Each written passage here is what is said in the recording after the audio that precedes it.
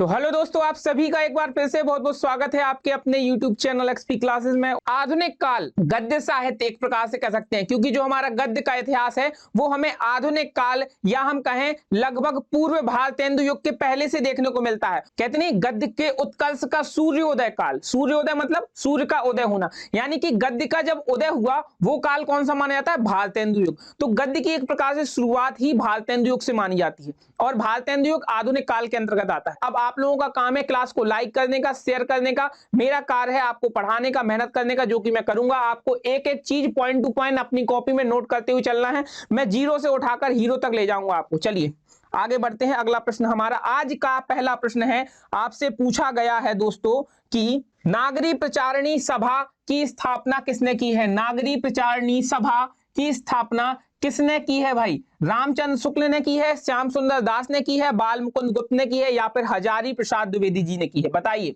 विकल्प B answer आ रहे हैं एकदम सही, श्याम सुंदर दास। किसने की है नागरी प्रचारणी सभा की स्थापना? श्याम सुंदर दास जी ने की है, बिल्कुल। कब की है? तो सन नोट करिए। नागरी प्रचारणी सभा के आपसे प्रश्न बहुत ज्यादा पूछे जाते हैं। नागरी प्रचारणी सभा की स्थापना कब हुई? सन 1893 ईस्वी में। सन 1893 ईस्वी में। 1893 ईस्वी का समय किस काल के अंतर्गत आता है? भारतेंदु युग के अंतर्गत। आपको पता होना चाहिए कि जो भारतेंदु युग का समय है वह लगभग 1850। देखिए, समय के निर्धारण में कोई भी चीज कंफर्म नहीं होती है। ये आपके जन्म की तिथि नहीं है कि आप कह देंगे कि सर मेरा जन्म सन 2001 में हुआ था या 2002 में हुआ था, मेरे माता पिता को इस बारे में जानकारी, उन्होंने मुझे बताया है कि मेरा जन्म 2001 में हुआ था, तो आपको ये चीज कंफर्म है। अब ये बहुत पुरानी बात हो चुकी है। तो हमारे जो उसके बाद के साहित्यकार हुए हैं जिन्होंने हिंदी साहित्य का निर्धारण किया है, तो मान लीजिए 5 व्यक्ति बैठे हैं, तो कोई कहता है 1850 से शुरुआत होती है, कोई कहता है 1868 से शुरुआत होती है, कोई कहता है 1855 से,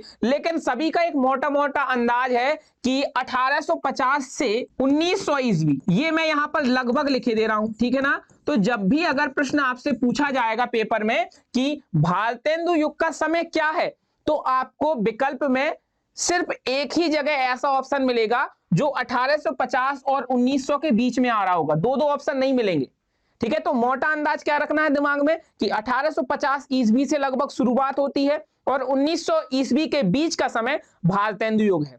तो जब 1900 ईस्वी तक का समय भारतेंदु युग के नाम से जाना जाता है दोस्त, तो 1893 में नागरी प्रचारणी सभा की स्थापना हुई, तो ये किस युग में मानी जाएगी? भारतेंदु युग में मानी जाएगी। तो हमारे नागरी प्रचारणी सभा की स्थापना कब हुई थी, किस युग में हुई थी? भारतेंदु युग में हम मान के चलेंगे कि नागरी प्रचारणी सभा की स्थापना भारतेंदु युग में हुई थी। इसके संस्थापक कौन थे? तो अगर हम बात करें नागरी प्रचारणी सभा के, तो संस्थापक थे वो थे बाबू श्याम सुंदर दास जी। कहां पर हुई? स्थान भी जरूरी है। नागरी प्रचारणी सभा की स्थापना स्थान इसका क्या है, कहां पर हुई? तो भैया काशी उत्तर प्रदेश। वर्तमान में इसको हम बनारस कहते हैं ना, तो काशी का बहुत ही महत्वपूर्ण स्थान है। इसी कारण ही इसको काशी नागरी प्रचारणी सभा भी कहा जाता है। यहां पर नाम हो सकता है यहां पर बढ़ाकर दे दिया जाए कि भाई इसको काशी नागरी प्रचारणी सभा भी कहा जा सकता है। नागरी प्रचारणी सभा की स्थापना 1893 ईस्वी में हुई। बाबू श्याम सुंदर दास जी ने की, काशी उत्तर प्रदेश में की, और हमारा 1893 ईस्वी का समय है वो भारतेंदु युग के अंतर्गत आता है। भारतेंदु से पूर्व के लेखक कौन है? आंसर करें। या हम कहें पूर्व भारतेंदु युग हिंदी गद्य के क्षेत्र में। ध्यान रखिएगा, हिंदी पद्य की बात नहीं हो रही है, हिंदी गद्य की बात हो रही है। सबसे पहले अगर हम कहें आधुनिक काल में शुरुआत तो वैसे भारतेंदु युग से होती है, क्योंकि जो भारतेंदु युग है वो हिंदी गद्य के उत्कर्ष का काल कहा जाता है। हिंदी गद्य के उत्कर्ष का काल जो है वो वैसे तो भारतेंदु युग है, यानी शुरुआत तो अगर हम देखें भारतेंदु युग से ही होती है। लेकिन क्या है कि कुछ रचनाएं प्रचलन में देखने को मिली भारतेंदु युग से पहले भी। कुछ रचनाएं जैसे राजा शिव प्रसाद सितारे हिंद हुए, राजा लक्ष्मण सिंह हुए, मुंशी सदा सुखलाल हुए, हमारे लल्लू लाल हुए, कुछ ऐसे लेखक हमें देखने को मिल जाते हैं जो हमारे भारतेंदु युग से पहले के हैं। तो इस प्रकार से भारतेंदु युग से पूर्व का जो समय था, यानी 1850 से पहले का जो समय था, उसको पूर्व भारतेंदु युग से माना गया हिंदी गद्य के क्षेत्र में। तो अगर हम एक प्रकार से नामकरण की बात करें तो आप लोग यहां से समझिएगा, मैं यहां पर एक पेज ऐड कर लेता हूं। चलिए अब समझिएगा, अगर हम हिंदी गद्य साहित्य कालक्रम, तो अगर हम हिंदी गद्य साहित्य के कालक्रम की बात करें तो सबसे पहले आना तो चाहिए भारतेंदु युग, आता भी भारतेंदु युग है। मैं यहाँ पर नंबर 1 में भारतेंदु युग ही लिख रहा हूँ, ठीक है, ध्यान रखिएगा, आप लोग समझिएगा। और ये जो पूरा कालक्रम है वो आधुनिक काल के अंतर्गत ही आता है, ध्यान रखिएगा। आधुनिक काल के अंतर्गत भारतेंदु युग, द्विवेदी युग, छायावादी युग, छायावादोत्तर युग, इन 4 चीजों में बट गया है हिंदी गद्य। सबसे पहले भारतेंदु युग आता है, नंबर 2 पे आता है द्विवेदी युग, तीसरे नंबर पर दोस्तों आ जाता है छायावादी युग, और चौथे नंबर पे दोस्तों आ जाता है छायावादोत्तर युग, छायावाद के उत्तर का समय यानी छायावाद उत्तर काल। भारतेंदु युग जनरली सामान्यतः 1885 ईस्वी से 1900 ईस्वी के बीच माना जाता है, और हमारा द्विवेदी युग जो है वो हम सामान्यतः 1900 ईस्वी से, अब यहाँ पर हमारा भारतेंदु युग खत्म हुआ तो ये हमारा द्विवेदी युग शुरू होगा 1900 ईस्वी से लेकर 1919 1922 इस प्रकार से देखने को मिलता है। 1919 कहीं 1918 भी मिल जाता है, 1919 1922 भी मिल जाता है, कहीं कहीं 1920 भी मिल जाता है। तो एक अंदाज क्या बनाया हमने कि लगभग 1900 से 1920 मान के चलिए, 1-2 वर्ष ऊपर नीचे, ठीक है ना। एक मोटा अंदाज ले लीजिए आप, एक 1920 का द्विवेदी युग के लिए 1920 का एक मोटा अंदाज ले लो, और ये मानो कि इससे या तो 2 वर्ष प्लस तक हो सकता है या 2 वर्ष माइनस तक हो सकता है, यानी कि कहीं कहीं 1918 भी मिल जाएगा और ज्यादा से ज्यादा 1922 या 1923 मिलेगा, इससे ज्यादा नहीं मिलेगा द्विवेदी युग, है ना। मतलब पेपर में प्रश्न यही तो पूछा जाएगा कि भाई द्विवेदी युग का कालक्रम क्या है। तो विकल्प में आप इस चीज से कंफ्यूज ना हों, कहीं आपने पढ़ा हो कि भाई 1919 है, आप कहें कि सर इसमें विकल्प में कहीं पर भी 1919 नहीं था, अंत में 1922 था, तो मुझे समझ में नहीं आया, मैं क्या करूं। दिमाग में लेकर चलना है कि हमें 1922 के आसपास तक भी देखने को मिल सकता है, 1918 से 1922 तक कोई भी सन लिखी हो सकती है द्विवेदी युग के लास्ट के लिए, अंत के लिए, ध्यान रखिएगा। अब छायावादी युग की बात करें तो छायावादी युग जो है वो 1919 से 1938 तक देखने को मिलता है, 1938 ईस्वी तक देखने को मिलता है। छायावादोत्तर युग की तो 1938 ईस्वी से 1938 ईस्वी से वर्तमान समय तक, कहां तक, वर्तमान समय तक, यानी आज भी जो चल रहा है वो छायावादोत्तर युग चल रहा है, अगर हम हिंदी गद्य के हिसाब से बात। अब यहां पर इन्होंने क्या किया कि भारतेंदु युग से पहले जो एक और इन्होंने युग मान लिया, यानी युग नहीं माना है इन्होंने, एक समय जो था उसको पूर्व भारतेंदु युग नाम दे दिया, यानी कि भारतेंदु से पूर्व जो युग था।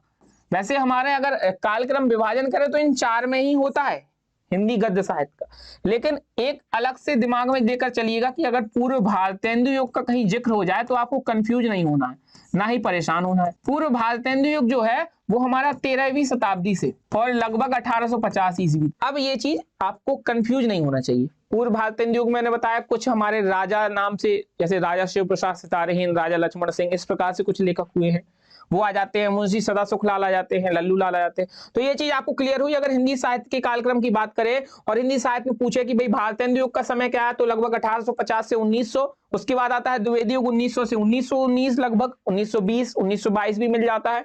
उसके बाद छायावादी युग 1919 से 1938 तक, और फिर छायावादोत्तर युग 1938 से वर्तमान। हमसे प्रश्न पूछा गया भारतेंदु से पूर्व के लेखक कौन है। चंद्रधर शर्मा गुलेरी नहीं है, श्याम सुंदर दास नहीं है, अभी बताया 1893 ईस्वी में भारतेंदु युग में इन्होंने काशी नागरी विचारणी सभा की स्थापना की। तो जब भारतेंदु युग से तो पूर्व भारतेंदु युग का नाम ही नहीं होता, कोई सवाल ही नहीं उठता।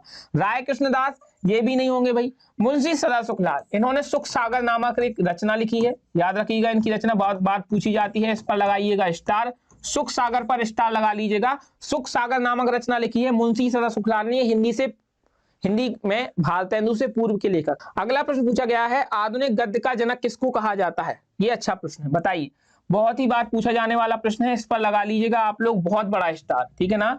लगभग हर साल आपके यूपी बोर्ड के जो 7 से 8 सेट बनते हैं, शायद 7 सेट बनते हैं अगर मैं गलत नहीं हूं, 7 सेट में किसी ना किसी सेट में एक ये प्रश्न आना कंपलसरी है। समझिए हर साल रिपीट होने वाला प्रश्न है, ये बार बार रिपीट होने वाला प्रश्न है। आधुनिक गद्य का जनक किसको कहा जाता है, बताइए, आंसर करिए। रमाशंकर शुक्ल रसाल को, रामचंद्र शुक्ल को, डॉक्टर हजारी प्रसाद द्विवेदी को, या फिर भारतेंदु हरिश्चंद्र को। बताइए आधुनिक गद्य का जनक कहा जाता है भारतेंदु हरिश्चंद्र जी को। ये आप लोगों को सीधा सीधा आंसर आना चाहिए, भारतेंदु हरिश्चंद्र जी को आधुनिक गद्य का जनक कहा जाता है। अब जब भारतेंदु हरिश्चंद्र जी की बात हुई है, भारतेंदु हरिश्चंद्र जी की रचनाएं, इनकी सबसे ज्यादा पूछे जाने वाली रचनाएं हैं भारत दुर्दशा, अंधेर नगरी बहुत बार आती है, भारत दुर्दशा, अंधेर नगरी, प्रेम माधुरी नोट कर लेना, भारतवर्षोन्नति कैसे हो सकती है? प्रेम माधुरी के साथ ही बगल में लिख लीजिए प्रेम तरंग। और इन्होंने हिंदी का प्रथम यात्रा वृतांत सरयू पार की यात्रा, ये हिंदी का प्रथम यात्रा वृतांत है,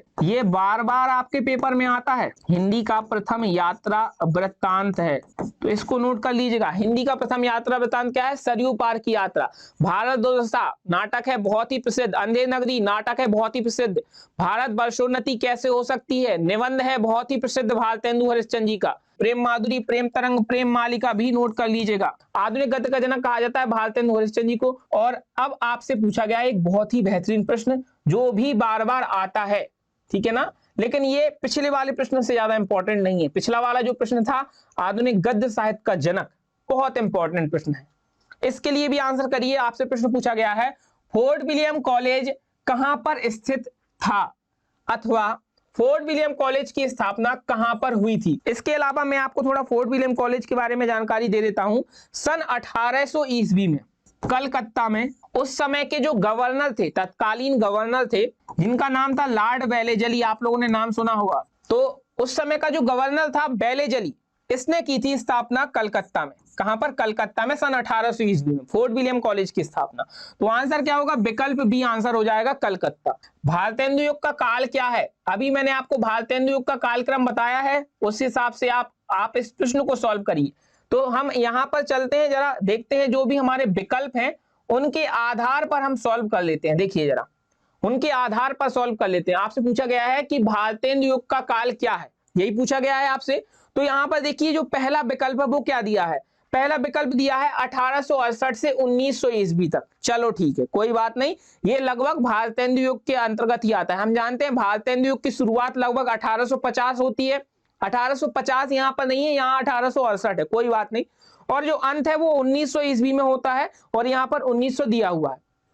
ठीक है, हमारा ये आंसर हो सकता है, एक छोटा सा टिक कर लेते हैं अब, ठीक है, ये आंसर हो सकता है भारतेंदु युग के लिए। आगे दिया है 1900 से 1922। आप जानते हैं 1900 ईस्वी से शुरुआत होती है द्विवेदी युग की, और ये चलता है लगभग 1920-1922 तक। तो ये तो हमारा द्विवेदी युग हो गया, लेकिन हमसे प्रश्न पूछा गया है भारतेंदु युग, तो ये हमारा आंसर नहीं होगा, इसको मैं क्रॉस कर देता हूं। ठीक है, इसको मैंने क्रॉस कर दिया। अगला है 1919 से 1938। मैंने आपको ध्यान देगा, मैंने आपको बताया था छायावादी युग का समय 1919 से 1938 है, तो ये हमारा छायावादी युग इन्होंने विकल्प में दिया हुआ है। अगला है 1938 से वर्तमान तक, तो ये भी विकल्प सी तो आंसर नहीं होगा, विकल्प डी भी नहीं होगा, क्योंकि 1938 से जो वर्तमान का समय है वो छायावादोत्तर युग का है ना। तो हमारा आंसर क्या हो जाएगा? विकल्प ए हो जाएगा हमारा आंसर। क्या हो जाएगा हमारा आंसर भाई? हमारा आंसर हो जाएगा विकल्प ए। तो हम इसको कर देते हैं टिक, हमारा आंसर है विकल्प ए। क्लियर है, हमारा आंसर विकल्प ए है। 1868 से 1900 ईस्वी के बीच का जो समय है वो हम भारतेंदु युग के नाम से जानते हैं। कि भारतेंदु युग का नामकरण किसके नाम पर हुआ है? ये देखिए, ये प्रश्न बहुत ही बेहतरीन है और इस पर भी लगाइएगा स्टार भाई। भारतेंदु युग का नामकरण किसके नाम पर हुआ है? द्विवेदी युग का नामकरण किसके नाम पर हुआ है? ये ऐसे दो युग हैं जिनके नामकरण किसी न किसी साहित्यकार के नाम पर हुआ है। और छायावादी युग हमें कहीं कहीं शुक्ल युग के नाम से भी देखने को मिलता है, कहीं कहीं छायावादी युग देखने को मिलता है, और छायावादोत्तर युग देखने को मिलता है कहीं कहीं पर शुक्लोत्तर युग देखने को मिलता है।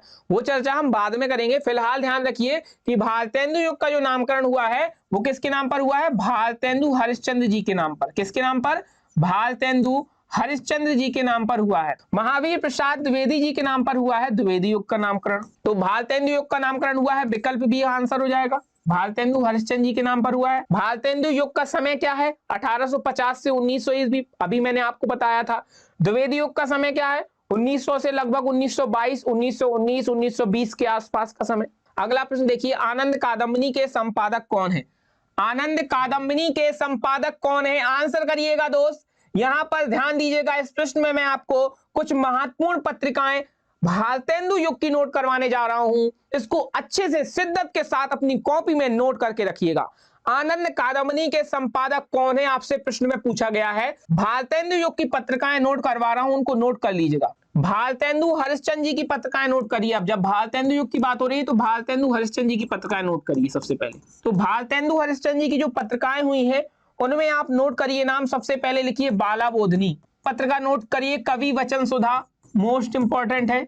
इसके अलावा आप नोट करिएगा हरिश्चंद्र चंद्रिका, और इसी का नाम था हरिश्चंद्र मैगजीन भी, ठीक है ना। कवि वचन सुधा, बाला बोधनी, हरिश्चंद्र चंद्रिका, या हम कहें हरिश्चंद्र मैगजीन। के बाद बालकृष्ण भट्ट जी की पत्रिकाएं नोट करिए। हिंदी प्रदीप, तो बालकृष्ण भट्ट की पत्रिका है हिंदी प्रदीप। प्रताप नारायण मिश्र जी की, प्रताप नारायण मिश्र जी की पत्रिका का नाम है ब्राह्मण पत्रिका। बद्री नारायण चौधरी प्रेमगंज जी का के आनंद कादम्बिनी, जो हमारे प्रश्न में हमसे पूछा गया था, यहाँ पर ध्यान दीजिए, हमसे प्रश्न में पूछा गया था आनंद कादम्बिनी के संपादक कौन है, बद्री नारायण चौधरी प्रेमगंज जी की पत्रिका है आनंद कादम्बिनी। आनंद कादम्बिनी के संपादक हैं विकल्प सी बद्री नारायण चौधरी प्रेमगंज। क्लियर है। अगला प्रश्न है भारतेंदु युग के लेखक कौन है। तो जब भारतेंदु युग के लेखकों की बात हो रही है तो नोट करिए भारतेंदु मंडल के कुछ लेखक हुए हैं, या हम कहते हैं भारतेंदु युग के कुछ लेखक हुए हैं जिनसे प्रश्न बार बार बन जाता है। तो नोट करिए भारतेंदु युग के लेखक तो कौन कौन हो जाएंगे। अगर हम बात करें भारतेंदु मंडल की तो सबसे पहले तो भारतेंदु हरिश्चंद्र जी तो होंगे ही होंगे, और हो जाएंगे भारतेंदु हरिश्चंद्र जी के अलावा बालकृष्ण भट्ट हो जाएंगे। इसके अलावा अगर हम बात करें प्रताप नारायण मिश्र होंगे, और हो जाएंगे आपके राधाचरण गोस्वामी हो जाएंगे, आपके बद्री नारायण चौधरी प्रेमगंज हो जाएंगे। इसके अलावा आपके हो जाएंगे राधा कृष्णदास जी। भारतेंदु हरिश्चंद्र जी के फुफेरे भाई थे राधा कृष्णदास जी। भारतेंदु हरिश्चंद्र, बालकृष्ण भट्ट, प्रताप नारायण मिश्र, राधाचरण गोस्वामी, बद्री नारायण चौधरी प्रेमगंज जी हो जाएंगे। अंबिका दत्त व्यास लिख लीजिए, और ठाकुर जगमोहन सिंह लिख लीजिए। ये रहे आपके सामने भारतेंदु युग के लेखक या भारतेंदु मंडल के लेखक कहें तो भारतेंदु हरिश्चंद्र, बालकृष्ण भट्ट, प्रताप नारायण मिश्र, राधाचरण गोस्वामी, आपके बद्री नारायण चौधरी प्रेमगंज जी, अंबिका दत्त व्यास जी, ठाकुर जगमोहन सिंह जी, और राधा कृष्णदास जी, जो कि भारतेंदु हरिश्चंद्र जी के फुफेरे भाई। हमारा पिछला प्रश्न क्या था, हाँ यहाँ पर पूछा गया भारतेंदु युग के लेखक कौन है। तो देखिए राहुल संकृत्यानंद नहीं होंगे, क्रॉस कर दीजिए। वासुदेव शरण अग्रवाल नहीं होंगे, क्रॉस कर दीजिए। जनन कुमार नहीं होंगे, क्रॉस कर दीजिए। हमारा आंसर क्या होगा, हमारा आंसर होगा प्रताप नारायण मिश्र जी, हमारा आंसर हो जाएगा। और प्रताप नारायण मिश्र जी की ब्राह्मण पत्रिका अभी हमने थोड़ी देर पहले चर्चा की थी। भारतेंदु युग की पत्रिका है ब्राह्मण पत्रिका, ब्राह्मण पत्रिका के लेखक हैं प्रताप नारायण मिश्र जी, तो प्रताप नारायण मिश्र जी भारतेंदु युग के भी लेखक होंगे। अगला प्रश्न पूछा गया भारतेंदु युग के लेखक कौन है। फिर से ऐसा ही प्रश्न पूछा गया है, बालकृष्ण भट्ट, कन्हैया लाल मिश्र प्रभाकर, अध्यापक पूर्ण सिंह, या फिर डॉक्टर संपूर्णानंद। बताइए कौन हो सकते हैं भारतेंदु युग के लेखक इन चारों में से। भारतेंदु युग के लेखक कौन होंगे, बालकृष्ण भट्ट हो सकते हैं क्या, कन्हैया लाल मिश्र प्रभाकर होंगे क्या, नहीं होंगे, क्रॉस करिए इसको। अध्यापक पूर्ण सिंह होंगे क्या, नहीं होंगे भाई, क्रॉस करिए। संपूर्णानंद होंगे क्या, नहीं होंगे, क्रॉस करिए। तो आंसर क्या हो जाएगा, विकल्प का बालकृष्ण भट्ट हो जाएगा हमारा आंसर। बालकृष्ण भट्ट हमारा आंसर हो जाएगा। प्रश्न नंबर 9 का आंसर भारतेंदु युग के लेखक हैं बालकृष्ण भट्ट जी, विकल्प का हो जाएगा आंसर। क्लियर है यहाँ तक। अगला प्रश्न है आपसे पूछा गया है भारतेंदु युग के उल्लेखनीय पत्रकार कौन है। बताइए, अभी मैंने आपको पत्रकार लिखवाए हैं, यानी पत्रिकाएं लिखवाई हैं, और पत्रिकाएं लिखने का कार्य कौन करता है, पत्रकार करता है।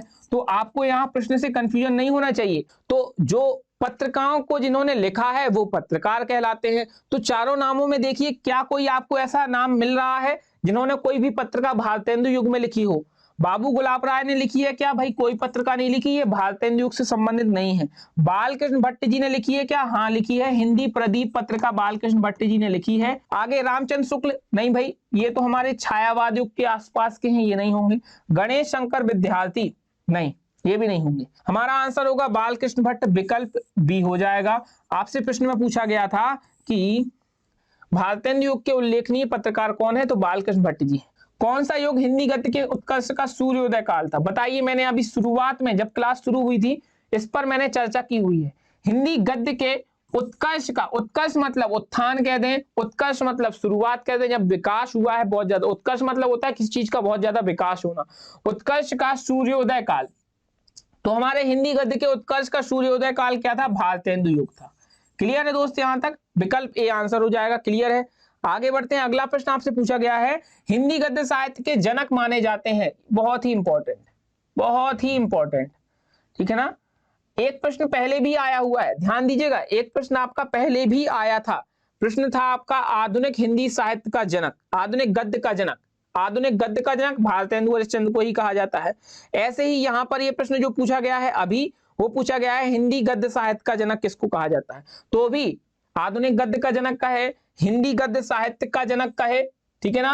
प्रश्न एक ही है, चाहे जैसे भी घुमाकर पूछ ले, हमारा आंसर क्या होगा, भारतेंदु हरिश्चंद्र जी होगा, विकल्प सी हमारा आंसर होगा। क्लियर है, भारतेंदु हरिश्चंद्र जी हमारा आंसर होगा। अगला प्रश्न है भारतेंदु युगीन गद्य की समय सीमा क्या है? समय सीमा पूछी गई है। देखिए 1750 से 1850, क्या भारतेंदु युग 1750 से शुरू होता है?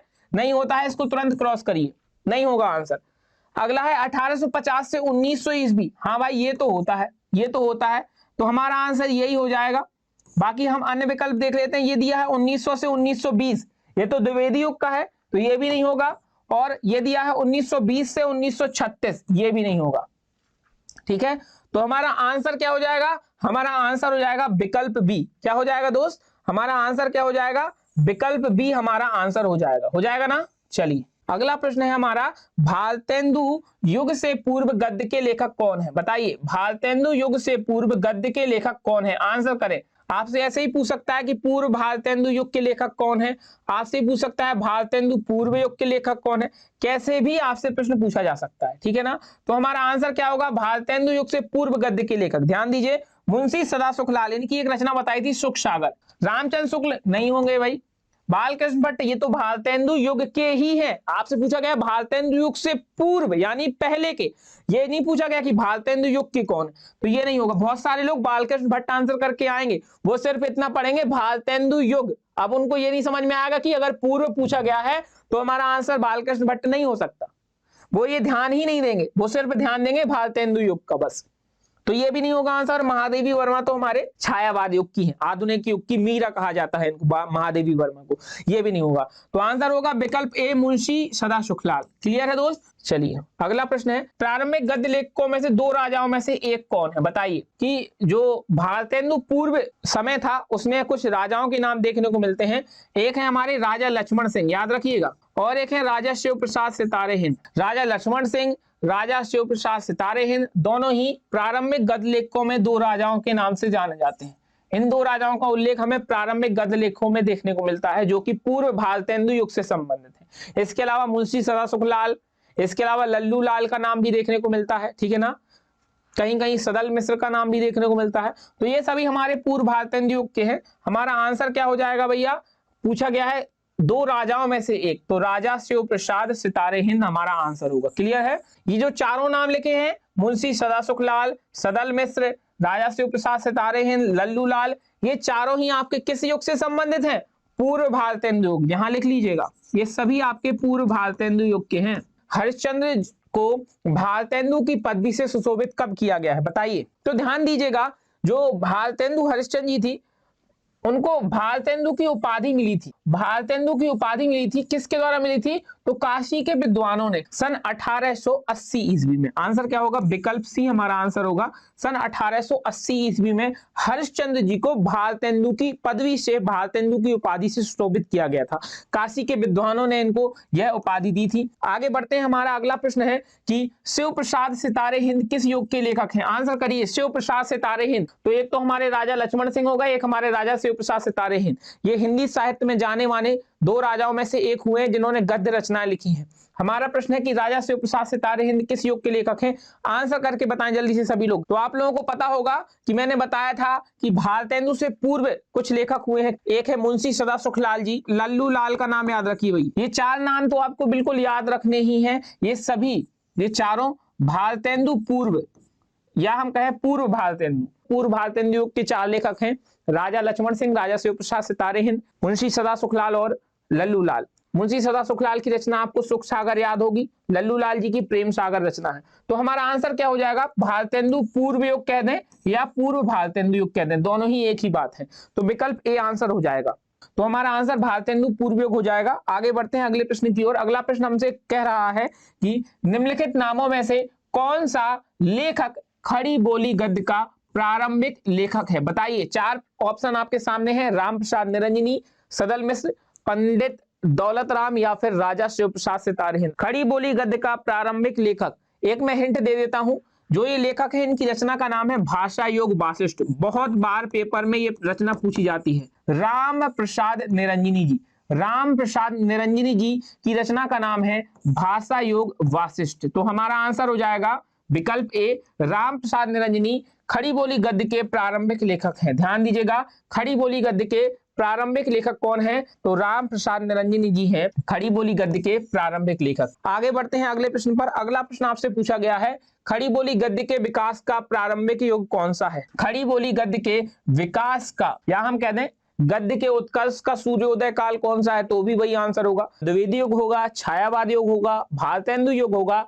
या फिर छायावादोत्तर युग होगा? आंसर करिए। जो हमारा खड़ी बोली गद्य के विकास का प्रारंभिक जो युग है, प्रारंभिक युग अगर पूछा जा रहा है तो हमारा आंसर बिल्कुल विकल्प सी हो जाएगा, भारतेंदु युग हमारा आंसर होगा, एकदम सटीक आंसर होगा। आगे बढ़ते हैं। अगला प्रश्न हमसे पूछा गया है कि भाई बताइए निम्नलिखित में से असत्य कथन कौन सा है? आंसर करें। आपसे क्या पूछा गया है? असत्य, यानी कि जो कथन गलत है, सही नहीं है, उस कथन की पहचान करिए।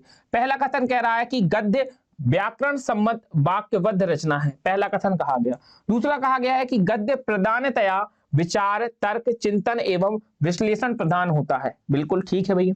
गद्य में लय, यति एवं गति आदि का महत्व होता है। क्या ऐसा होता है क्या? आज का युग गद्य प्रधान है, एकदम सही। देखिए भाई यहां पर ध्यान रखिएगा, गद्य व्याकरण सम्मत, व्याकरण सम्मत का मतलब समझ रहे हैं? व्याकरण सम्मत मतलब जिसमें व्याकरण के नियमों का प्रयोग किया जाता हो। तो जब हम व्याकरण का सही प्रयोग कर रहे हैं तो वहां पर हमारा जो गद्य है वो व्याकरण सम्मत बन जाता है, वाक्यबद्ध है, वाक्यों में बना हुआ है, एक वाक्य दूसरे वाक्य से रिलेटेड भी रहता है ना, तभी तो हमारी रचना पूरी होती है गद्य की। तो हमारा जो पहला, अगर हम कहें पहला विकल्प है, ये भाई सही है ना, असत्य नहीं है, ये सत्य है।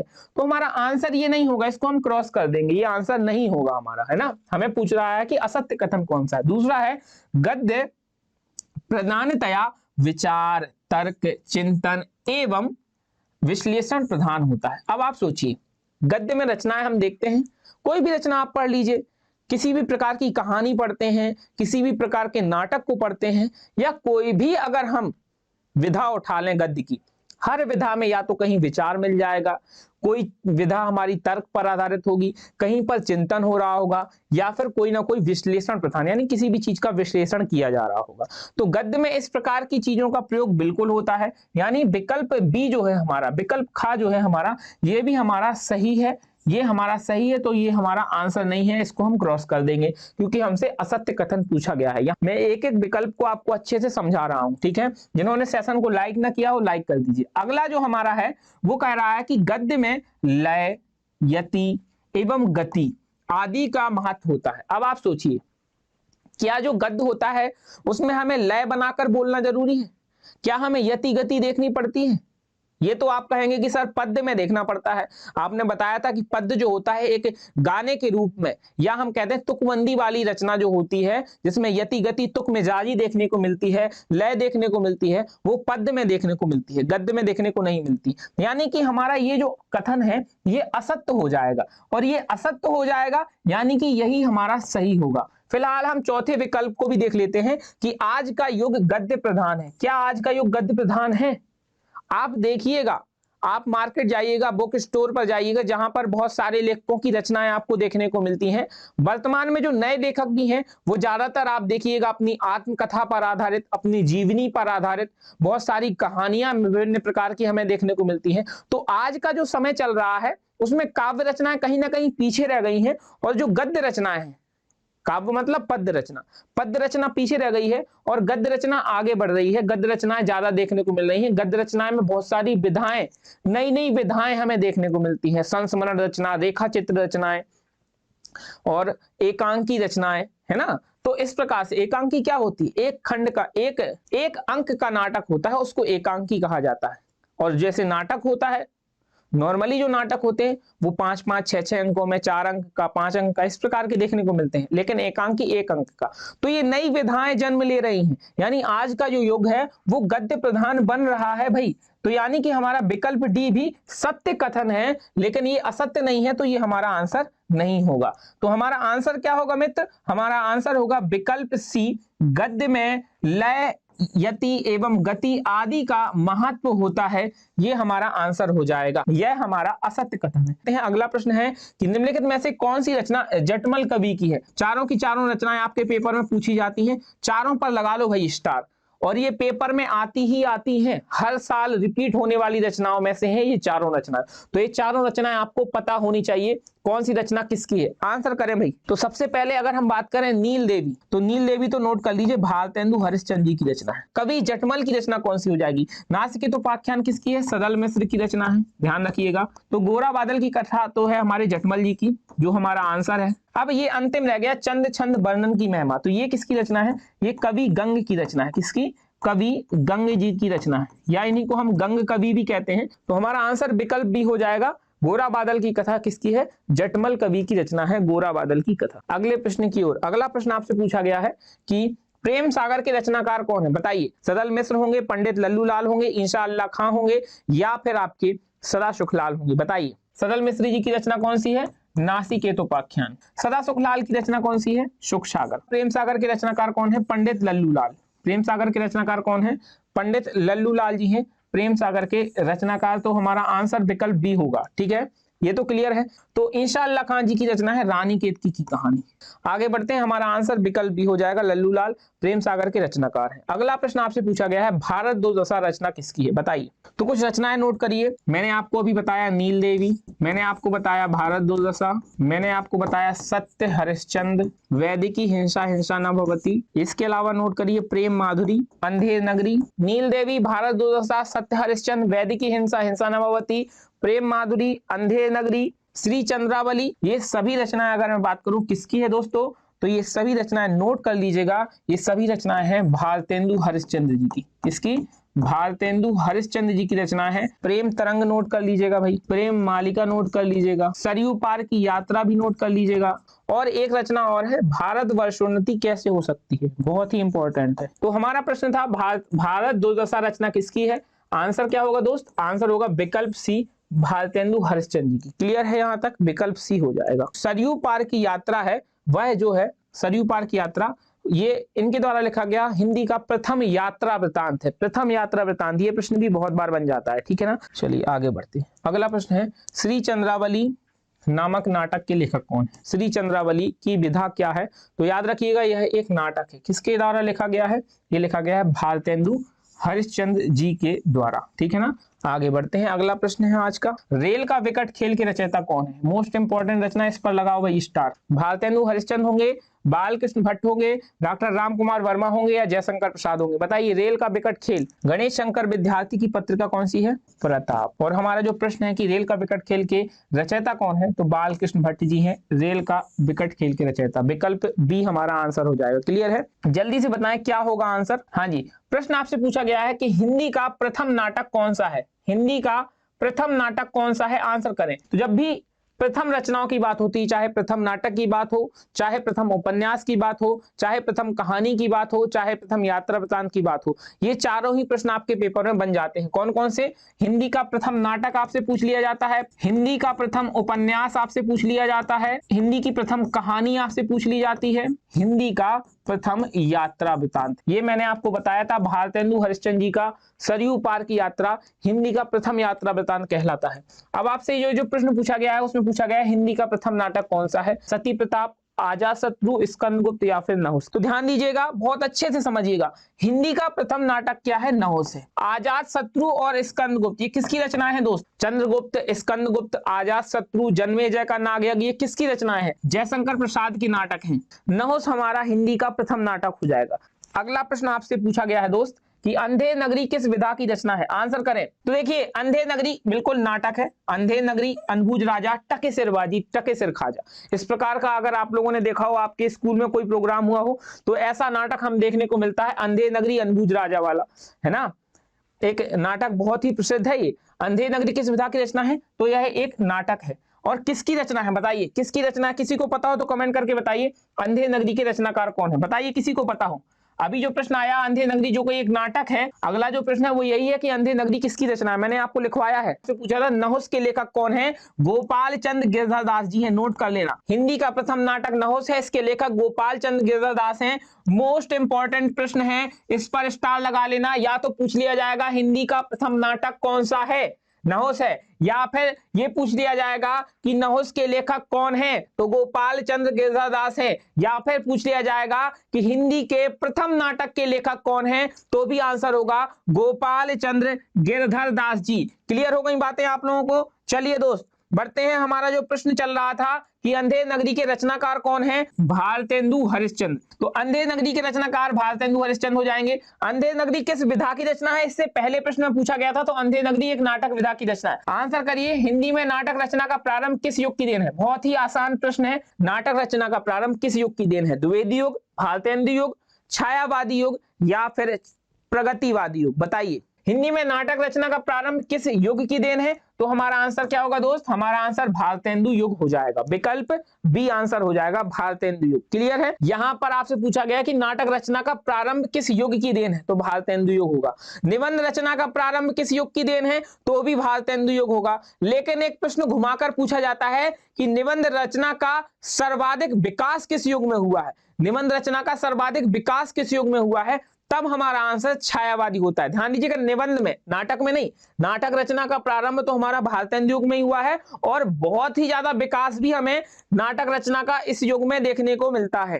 क्लियर है। लेकिन कहीं ना कहीं देखा जाए तो हिंदी की जो अधिकतर विधाएं हैं, जन्म इनका भारतेंदु युग में हुआ है, लेकिन सबसे ज्यादा अगर विकसित हुई हैं तो ये छायावादी युग में जाकर हुई हैं। आगे बढ़ते हैं मित्र। अगला प्रश्न है कि नूतन ब्रह्मचारी किसकी रचना है। नूतन ब्रह्मचारी किसकी रचना है, तो नूतन ब्रह्मचारी है हमारे बाल कृष्ण भट्ट जी की। किसकी है, बाल कृष्ण भट्ट जी की। और ये है एक उपन्यास। क्या है यह एक उपन्यास विधा की रचना है मेरे मित्र। तो आंसर क्या हो जाएगा, विकल्प बी हो जाएगा, उपन्यास। क्लियर है। इसके अलावा एक और रचना नोट करिए, 100 अजान 100 जान। ये रचना भी है बालकृष्ण भट्ट जी की। ये दोनों ही रचनाएं बहुत बार पूछी जाती हैं। एक तो नूतन ब्रह्मचारी पेपर में बहुत बार आती है, स्टार लगा लेना। दूसरी आपकी 100 अजान और 100 जान बहुत बार आती है, इस पर स्टार लगा लेना। दोनों ही रचनाएं उपन्यास है। कुछ और रचनाएं अगर मैं बालकृष्ण भट्ट जी की आपको नोट करवाऊं तो इसमें बहुत ही प्रसिद्ध रचनाओं में आ जाता है। एक है दमयंती स्वयंवर। ये किसकी रचना है, बालकृष्ण भट्ट जी की। और इसके अलावा कौन सी है, बाल विवाह एक रचना है। ये दोनों ही रचनाएं क्या हैं, ये इनके मौलिक नाटक हैं। और एक और रचना लिख लीजिए भाई, भट्ट निबंध। नाम क्या है, बालकृष्ण भट्ट। तो इन्होंने अपने ही नाम पर आधारित एक लिखा है भट्ट निबंध करके। भट्ट निबंध माला क्या है, ये इनके द्वारा लिखा गया निबंध संग्रह। ठीक है ना। ये हो गई बालकृष्ण भट्ट जी की प्रमुख रचना। इसके बाहर आपके पेपर में बालकृष्ण भट्ट जी की रचनाएं नहीं आई। तो आंसर क्या होगा, उपन्यास है नूतन ब्रह्मचारी। किसका, बालकृष्ण भट्ट जी का।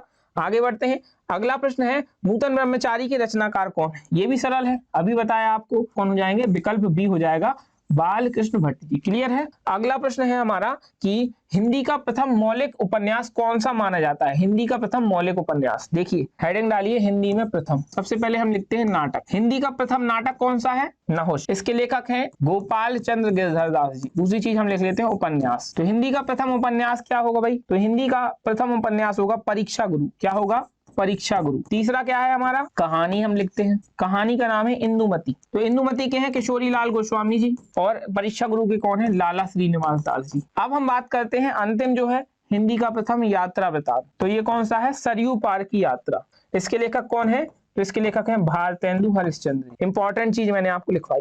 चलिए, तो हिंदी का प्रथम मौलिक, या तो कहते हैं प्रथम, जो चीज प्रथम होती है उसी को मौलिक कहा जाता है। तो हिंदी का मौलिक उपन्यास कौन सा माना जाता है, तो ये है परीक्षा गुरु। ठीक है ना। चंद्रकांता पता है किसका है, देवकी नंदन खत्री का। किसका है, देवकी नंदन खत्री का है चंद्रकांता, देवकी नंदन खत्री जी का। गोदान किसका है भाई, गोदान है मुंशी प्रेमचंद जी का। परीक्षा गुरु है लाला श्रीनिवास दास जी का। ये आपको पता है, अभी बताया। आंसर परीक्षा गुरु हो जाएगा। अगला है हिंदी की प्रथम कहानी बताइए। हिंदी की प्रथम कहानी कहते हैं, या यहीं पर लिखा हो सकता है मौलिक कहानी भी। हिंदी की प्रथम कहानी किसे माना जाता है, तो इंदुमती को। किसको, इंदुमती को। इसके लेखक कौन है भाई, इसके लेखक किशोरी लाल गोस्वामी जी हैं। अभी हमने आपको बताया, किशोरी लाल गोस्वामी जी हैं। किशोरी लाल गोस्वामी जी हैं, ये आपको पता है, तो नोट कर लीजिएगा। फिर भी पता हो ना पता हो नोट कर लीजिएगा। किशोरी लाल गोस्वामी हैं। दुलाई वाली है ये राजेंद्र वाला घोष। इन्हीं को बंग महिला कहा जाता है, इनकी रचना है। रानी केतकी की कहानी इंशाअल्लाह खां की है। 11 वर्ष का समय किसकी रचना है? 11 वर्ष का समय रामचंद्र शुक्ल की रचना है। ठीक है, अगला प्रश्न है राजा भोज का सपना के कथाकार कौन है? बताइए। तो एक मैंने आपको लेखक बताए थे, भारतेंदु पूर्व के लेखक, राजा के नाम से जाना जाता है इनको, राजा शिव प्रसाद सितारे हिंद, इनकी ही रचना है राजा भोज का सपना। तो आंसर विकल्प बी हो जाएगा दोस्त। हिंदी में निबंध रचना का आरंभ किस युग से माना जाता है? बताइए। हिंदी में निबंध रचना का आरंभ किस युग से माना जाता है? तो ये माना जाता है भारतेंदु युग से। यहाँ पर आरंभ की बात पूछ रहा है, ठीक है, कंफ्यूज ना होना। जब कहे निबंध रचना का सर्वाधिक विकास किस युग में हुआ है, तब हमारा आंसर होगा छायावादी युग। लेकिन अगर कहे निबंध रचना का आरंभ किस युग में हुआ, तो आंसर होगा भारतेंदु युग। आरंभ होने में और विकास होने में अलग होता है। आरंभ मतलब जिसमें रचना प्रारंभ हो गई, कुछ रचनाएं एक दो रचनाएं होने लगी निबंध की। लेकिन विकास मतलब होता है जिसने तीव्र गति पकड़ ली, डेवलपमेंट होना किसी चीज का, वो हुआ है छायावादी युग में। यानी निबंध रचना का जो विकास है वो छायावादी युग में हुआ है, लेकिन आरंभ शुरुआत जो हुई है वो भारतेंदु युग में ही हो गई थी। क्लियर है? भारत वर्षोन्नति कैसे हो सकती है, यह हिंदी गद्य की इसकी विधा क्या है? बताइए। भारत वर्षोन्नति कैसे हो सकती है? ये भारतेंदु हरिश्चंद्र जी की रचना है। किसकी रचना है? भारतेंदु हरिश्चंद्र जी की। भारत दो दशा, भारतेंदु के नाम में भारत है, भारत दो दशा में भी भारत है। इसके अलावा भारत वर्षोन्नति कैसे हो सकती है, याद रख लो। ये भैया विधा पूछ लेता है तो ध्यान रखो ये निबंध विधा की रचना है, ठीक है ना। हमें याद रखना चाहिए सत्य हरिश्चंद्र रचना है एक इनकी, क्योंकि इसमें हरिश्चंद्र आ रहा है, तो ये भी याद रहनी चाहिए आपको कि भाई जिस रचना में भारत मिल रहा है, भारत वर्षोन्नति कैसे हो सकती है, ये भारतेंदु हरिश्चंद्र जी की है। सत्य हरिश्चंद्र ये भी हरिश्चंद्र जी की है। इसके अलावा सती प्रताप याद रख लो, नील देवी, अंधेर नगरी है, वैदिक की हिंसा, हिंसा न भवती, सरयू पार की यात्रा भी हो जाएगी, विशस्य विश्वमौसधम नोट कर लो, विशस्य विश्वमौसधम, श्री चंद्रावली भी नोट कर लो, प्रेम जोगनी नोट कर लो। भाई भारतेंदु हरिश्चंद्र जी की ये प्रमुख रचनाएं हैं। अब हमसे प्रश्न क्या पूछा गया है? हमसे प्रश्न पूछा गया था दोस्त कि भारत वर्षोन्नति कैसे हो सकती है, हिंदी गद्य की विधा क्या है। मैंने आपको बताया ना, ये भारतेंदु हरिश्चंद्र जी की निबंध विधा की रचना है। तो हमारा आंसर क्या होगा? हमारा आंसर विकल्प ए हो जाएगा, निबंध हो जाएगा ना, विकल्प ए हमारा आंसर हो जाएगा। क्लियर है? आगे बढ़ते हैं अगले प्रश्न पर। अगला प्रश्न आपसे पूछा गया है हिंदी का प्रथम यात्रा वृत्तांत। देखिए अभी मैंने नोट करवाया था, सरयू पार की यात्रा किसके द्वारा लिखा गया है? बताइए। हिंदी का प्रथम यात्रा वृत्तांत सरयू पार की यात्रा। तो अगर हम बात करें, हमने आपको नोट करवाया था हिंदी का प्रथम नाटक नवोस है। इसके लेखक कौन है? इसके लेखक है गोपाल चंद्र गिरधरदास जी। अगर हम बात करें हिंदी की प्रथम कहानी इंदुमती, किशोरी लाल गोस्वामी जी। हिंदी का प्रथम उपन्यास है भाई परीक्षा गुरु।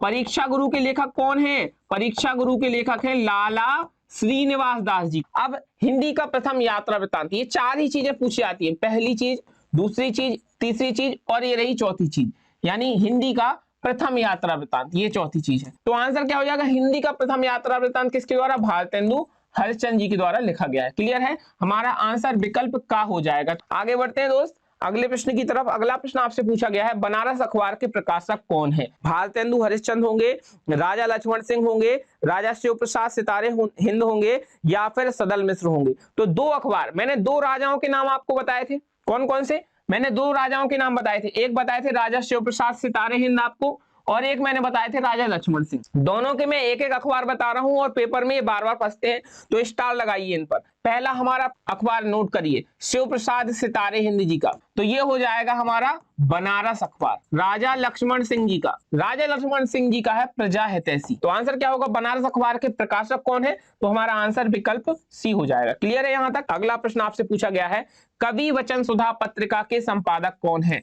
कवि वचन सुधा, बाला बोधनी, हरिश्चंद्र चंद्रिका, हरिश्चंद्र मैगजीन, ये पत्रिकाएं किसने संपादन किया है? भारतेंदु हरिश्चंद्र जी ने। बिल्कुल विकल्प बी, सभी का आंसर आ भी रहा होगा, सभी को पता है, बिल्कुल विकल्प बी होगा, एकदम सही। अगला प्रश्न है आनंद कादम्बनी के संपादक, इंपॉर्टेंट प्रश्न है, आनंद कादम्बनी के संपादक कौन होंगे? भारतेंदु हरिश्चंद्र होंगे, बद्री नारायण चौधरी प्रेमघन होंगे, राय कृष्णदास होंगे, या फिर धर्मवीर भारती होंगे? आंसर करें, आनंद कादम्बनी के संपादक कौन होंगे? तो आनंद कादम्बनी के हैं बद्री नारायण चौधरी प्रेमघन, विकल्प भी हमारा आंसर हो जाएगा, है ना। आनंद कादम्बनी के संपादक हैं बद्री नारायण चौधरी प्रेमघन जी, नोट कर लीजिएगा। अगला प्रश्न है आपका प्रताप नारायण मिश्र द्वारा संपादित पत्र, देखिए ठीक है, तो प्रताप नारायण मिश्र द्वारा संपादित पत्र का नाम है ब्राह्मण पत्र, ठीक है ना। और हिंदी प्रदीप किसका है? बाल कृष्ण भट्ट जी का, तो ये भी आपको पता होना चाहिए, आप सभी लोग नोट कर लीजिएगा। प्रताप नारायण मिश्र द्वारा संपादित पत्र, अब पूछा है बाल कृष्ण भट्ट द्वारा संपादित पत्र, इनकी पत्रिका बताइए, बाल कृष्ण भट्ट जी की पत्रिका बताइए। तो कवि वचन सुधा, आप जानते हैं कवि वचन सुधा किसकी है, भारतेंदु हरिश्चंद्र जी। हिंदी प्रदीप किसकी है,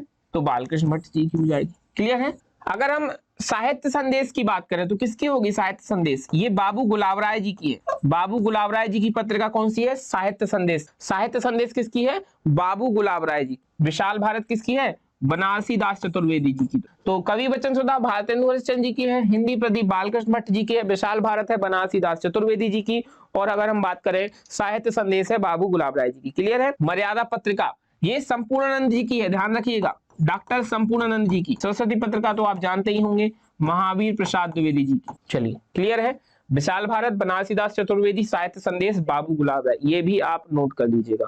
ठीक है, चलिए आगे बढ़ते हैं। अगला प्रश्न है हमारा, हिंदी प्रदीप के संपादक कौन है, तो आंसर हो जाएगा हिंदी प्रदीप के संपादक हैं बालकृष्ण भट्ट जी। हिंदी प्रदीप के बालकृष्ण भट्ट जी हैं। बद्री नारायण चौधरी प्रेमगंज जी की पत्रिका किसी को पता है, याद करो भाई, आनंद कादम्बनी पत्रिका हमने पढ़ी थी इनकी। राजा शिव प्रसाद सितारे हिंद जी की बनारस अखबार हमने अभी पढ़ा है। अगला प्रश्न है, बाला बोधनी, बाला बोधनी बताई थी, कवि वचन सुधा बताई थी, हरिश्चंद्र का हरिश्चंद्र मैगजीन किसकी है, भारतेंदु हरिश्चंद्र जी। चलिए आगे बढ़ते हैं अगले प्रश्न की ओर। अगला प्रश्न है हमारा, प्रजा हितैषी किसका है, राजा लक्ष्मण सिंह जी का। बनारस अखबार किसका है, राजा शिव प्रसाद सितारे हिंद का। ठीक है, तो दोनों ही जो राजा हुए हैं हिंदी साहित्य के क्षेत्र में, भारतेंदु युग से पहले के हैं ये। ठीक है, पूर्व भारतेंदु युग के कहे जाते हैं। तो जो दोनों राजा हुए हैं इनके नाम याद रखिएगा, राजा शिव प्रसाद सितारे हिंद, राजा लक्ष्मण सिंह। इन दोनों के अखबार याद रखिएगा, राजा शिव प्रसाद सितारे हिंद का है बनारस अखबार, राजा लक्ष्मण सिंह जी का है प्रजा हितैषी। चलिए अगला प्रश्न है, हिंदी में आलोचना विधा का आरंभ बताइए भाई, हिंदी में आलोचना विधा का आरंभ किस युग से हुआ है, भारतेंदु युग से, छायावादी युग से, द्विवेदी युग से, या फिर शुक्ल युग से, बताइए। नाटक विधा पूछ ले कि नाटक विधा का आरंभ कहां से हुआ है, निबंध विधा का आरंभ कहां से हुआ है।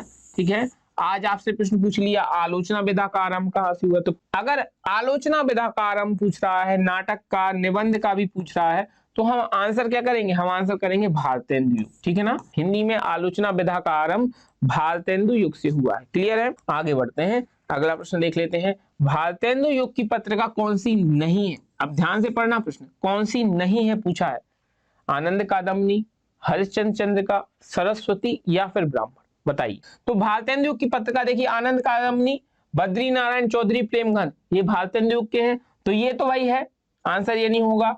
हरिश्चंद्र चंद्रिका भारतेंदु हरिश्चंद्र जी की है, ये भी भारतेंदु युग के हैं, इनके ही नाम पर भारतेंदु युग का नामकरण हुआ है, तो ये भी नहीं होगा।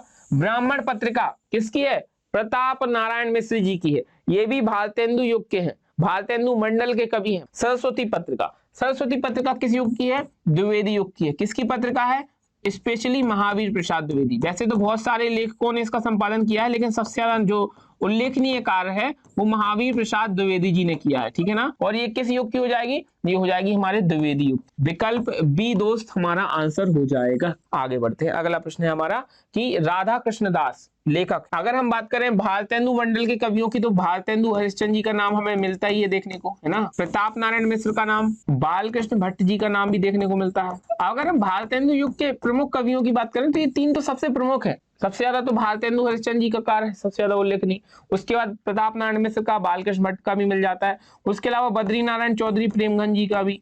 और कौन हो जाएंगे, और हो जाएंगे राधा कृष्णदास। राधा कृष्णदास ये इनके भारतेंदु हरिश्चंद्र जी की फुफेरे भाई थे। ठीक है ना, अंबिका दत्त व्यास, जैसा कि मैंने बताया अंबिका दत्त व्यास भी हो जाएंगे, राधाचरण गोस्वामी हो जाएंगे। ठीक है ना, भारतेंदु मंडल, और भारतेंदु मंडल में जो जो आता है वो सभी भारतेंदु युग के हैं। क्लियर है। आगे बढ़ते हैं, अगला प्रश्न है भारतेंदु युग में किस पत्रिका का प्रकाशन हुआ। अब भारतेंदु युग में किस पत्रिका का हुआ ये पूछा गया है। हंस पत्रिका होगी क्या, हंस पत्रिका के कौन है, मुंशी प्रेमचंद। तो मुंशी प्रेमचंद तो हमारे भारतेंदु युग के थे नहीं, तो ये तो आंसर होगा नहीं ना। धर्मयुग किसकी है, धर्मयुग है धर्मवीर भारती की। ठीक है ना, भारतेंदु युग में किस पत्रिका का प्रकाशन हुआ, तो आनंद कादम्बनी, कवि वचन सुधा, ये आंसर हो जाएगा, है ना। विकल्प ए आंसर हो जाएगा हमारा, आनंद कादम्बनी और कवि वचन सुधा। आगे बढ़ते हैं, अगला प्रश्न है हमारा, निम्नलिखित में से कौन पत्रिका नहीं है, इंदु पत्रिका, भारत दुर्दशा पत्रिका, सरस्वती पत्रिका, आनंद कादम्बनी पत्रिका, इन चारों में से कौन सी है जो पत्रिका कहने योग्य नहीं है। भारत दुर्दशा, भारत दुर्दशा क्या है भाई, बताओ जरा। भारत दुर्दशा क्या है? क्या एक पत्रिका है? सरस्वती क्या एक पत्रिका है? बिल्कुल है, महावीर प्रसाद द्विवेदी जी की। आनंद कादम्बनी जानते ही हैं हम, बद्री नारायण चौधरी प्रेमगंज जी की है। भारत दुर्दशा किसकी रचना है? वैसे अगर रचना की बात करें तो ये भारतेंदु हरिश्चंद्र जी की रचना। ध्यान रखिएगा, इंदु पत्रिका है अंबिका प्रसाद गुप्त की, ठीक है ना। लेकिन इसमें योगदान हमें जयशंकर प्रसाद जी का योगदान बहुत देखने को मिलता है, लेकिन पत्रिका के संपादक अंबिका प्रसाद गुप्त रहे। तो कहीं कहीं इंदु पत्रिका जयशंकर प्रसाद भी मिल जाता है, वो भी गलत ना समझिएगा। इंदु पत्रिका में जयशंकर प्रसाद जी की रचनाएं बहुत ज्यादा प्रकाशित होती थी, लेकिन संपादक अंबिका प्रसाद गुप्त थे, ये बात याद रखिएगा। भारत दुर्दशा यह एक पत्रिका नहीं है, यही हमसे प्रश्न में पूछा गया था। भारत दुर्दशा पत्रिका नहीं है, यह क्या है? यह एक नाटक है।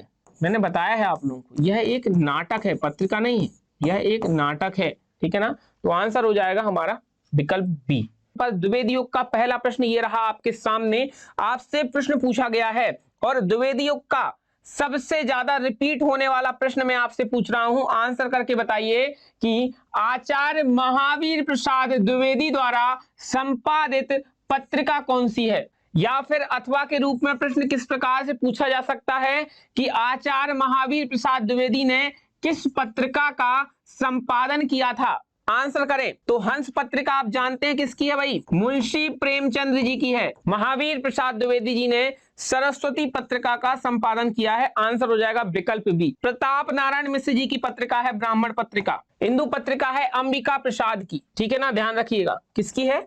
अंबिका प्रसाद की। अगला प्रश्न है महावीर प्रसाद द्विवेदी किस युग के लेखक हैं? पूछा गया है, बताइए भाई किस युग के लेखक हैं? महावीर प्रसाद द्विवेदी लेखक किस युग के हैं? द्विवेदी युग के लेखक हैं, ठीक है ना। महावीर प्रसाद द्विवेदी, इन्हीं के नाम पर द्विवेदी युग का नामकरण हुआ है। आगे बढ़ते हैं, सरस्वती के संपादक कौन है? बहुत ही सरल प्रश्न है, ठीक है। सरस्वती पत्रिका के संपादक है महावीर प्रसाद द्विवेदी जी, आप जानते हैं अच्छे से, विकल्प बी हो जाएगा आंसर। अगला प्रश्न है, द्विवेदी युग का नामकरण किसके नाम पर हुआ है? द्विवेदी युग का नामकरण किसके नाम पर हुआ है? आंसर क्या होगा भाई? महावीर प्रसाद द्विवेदी होगा, हजारी प्रसाद द्विवेदी होगा, जयशंकर प्रसाद होगा क्या? बिल्कुल नहीं होगा। राम कुमार वर्मा होगा क्या? बिल्कुल नहीं होगा। याद रखिएगा भैया, हजारी प्रसाद द्विवेदी नहीं है। हजारी प्रसाद द्विवेदी में कंफ्यूज नहीं होना चाहिए आपको, ध्यान रखना, महावीर प्रसाद द्विवेदी। कुछ लोग सोच लेते हैं कि हजारी प्रसाद द्विवेदी जी के नाम में भी द्विवेदी है, तो शायद ये आंसर हो जाएगा। तो ध्यान रखिएगा, हजारी प्रसाद द्विवेदी नहीं होगा, महावीर प्रसाद द्विवेदी होगा, ठीक है। आगे बढ़ते हैं, अगला प्रश्न हमारा है, सरदार पूर्ण सिंह का लेखन योग क्या है? बताइए भाई, भारतेंदु योग होगा, द्विवेदी योग होगा, छायावादी योग होगा, या फिर छायावादोत्तर योग होगा? बताएं। तो सरदार पूर्ण सिंह का लेखन योग क्या होगा चारों में से?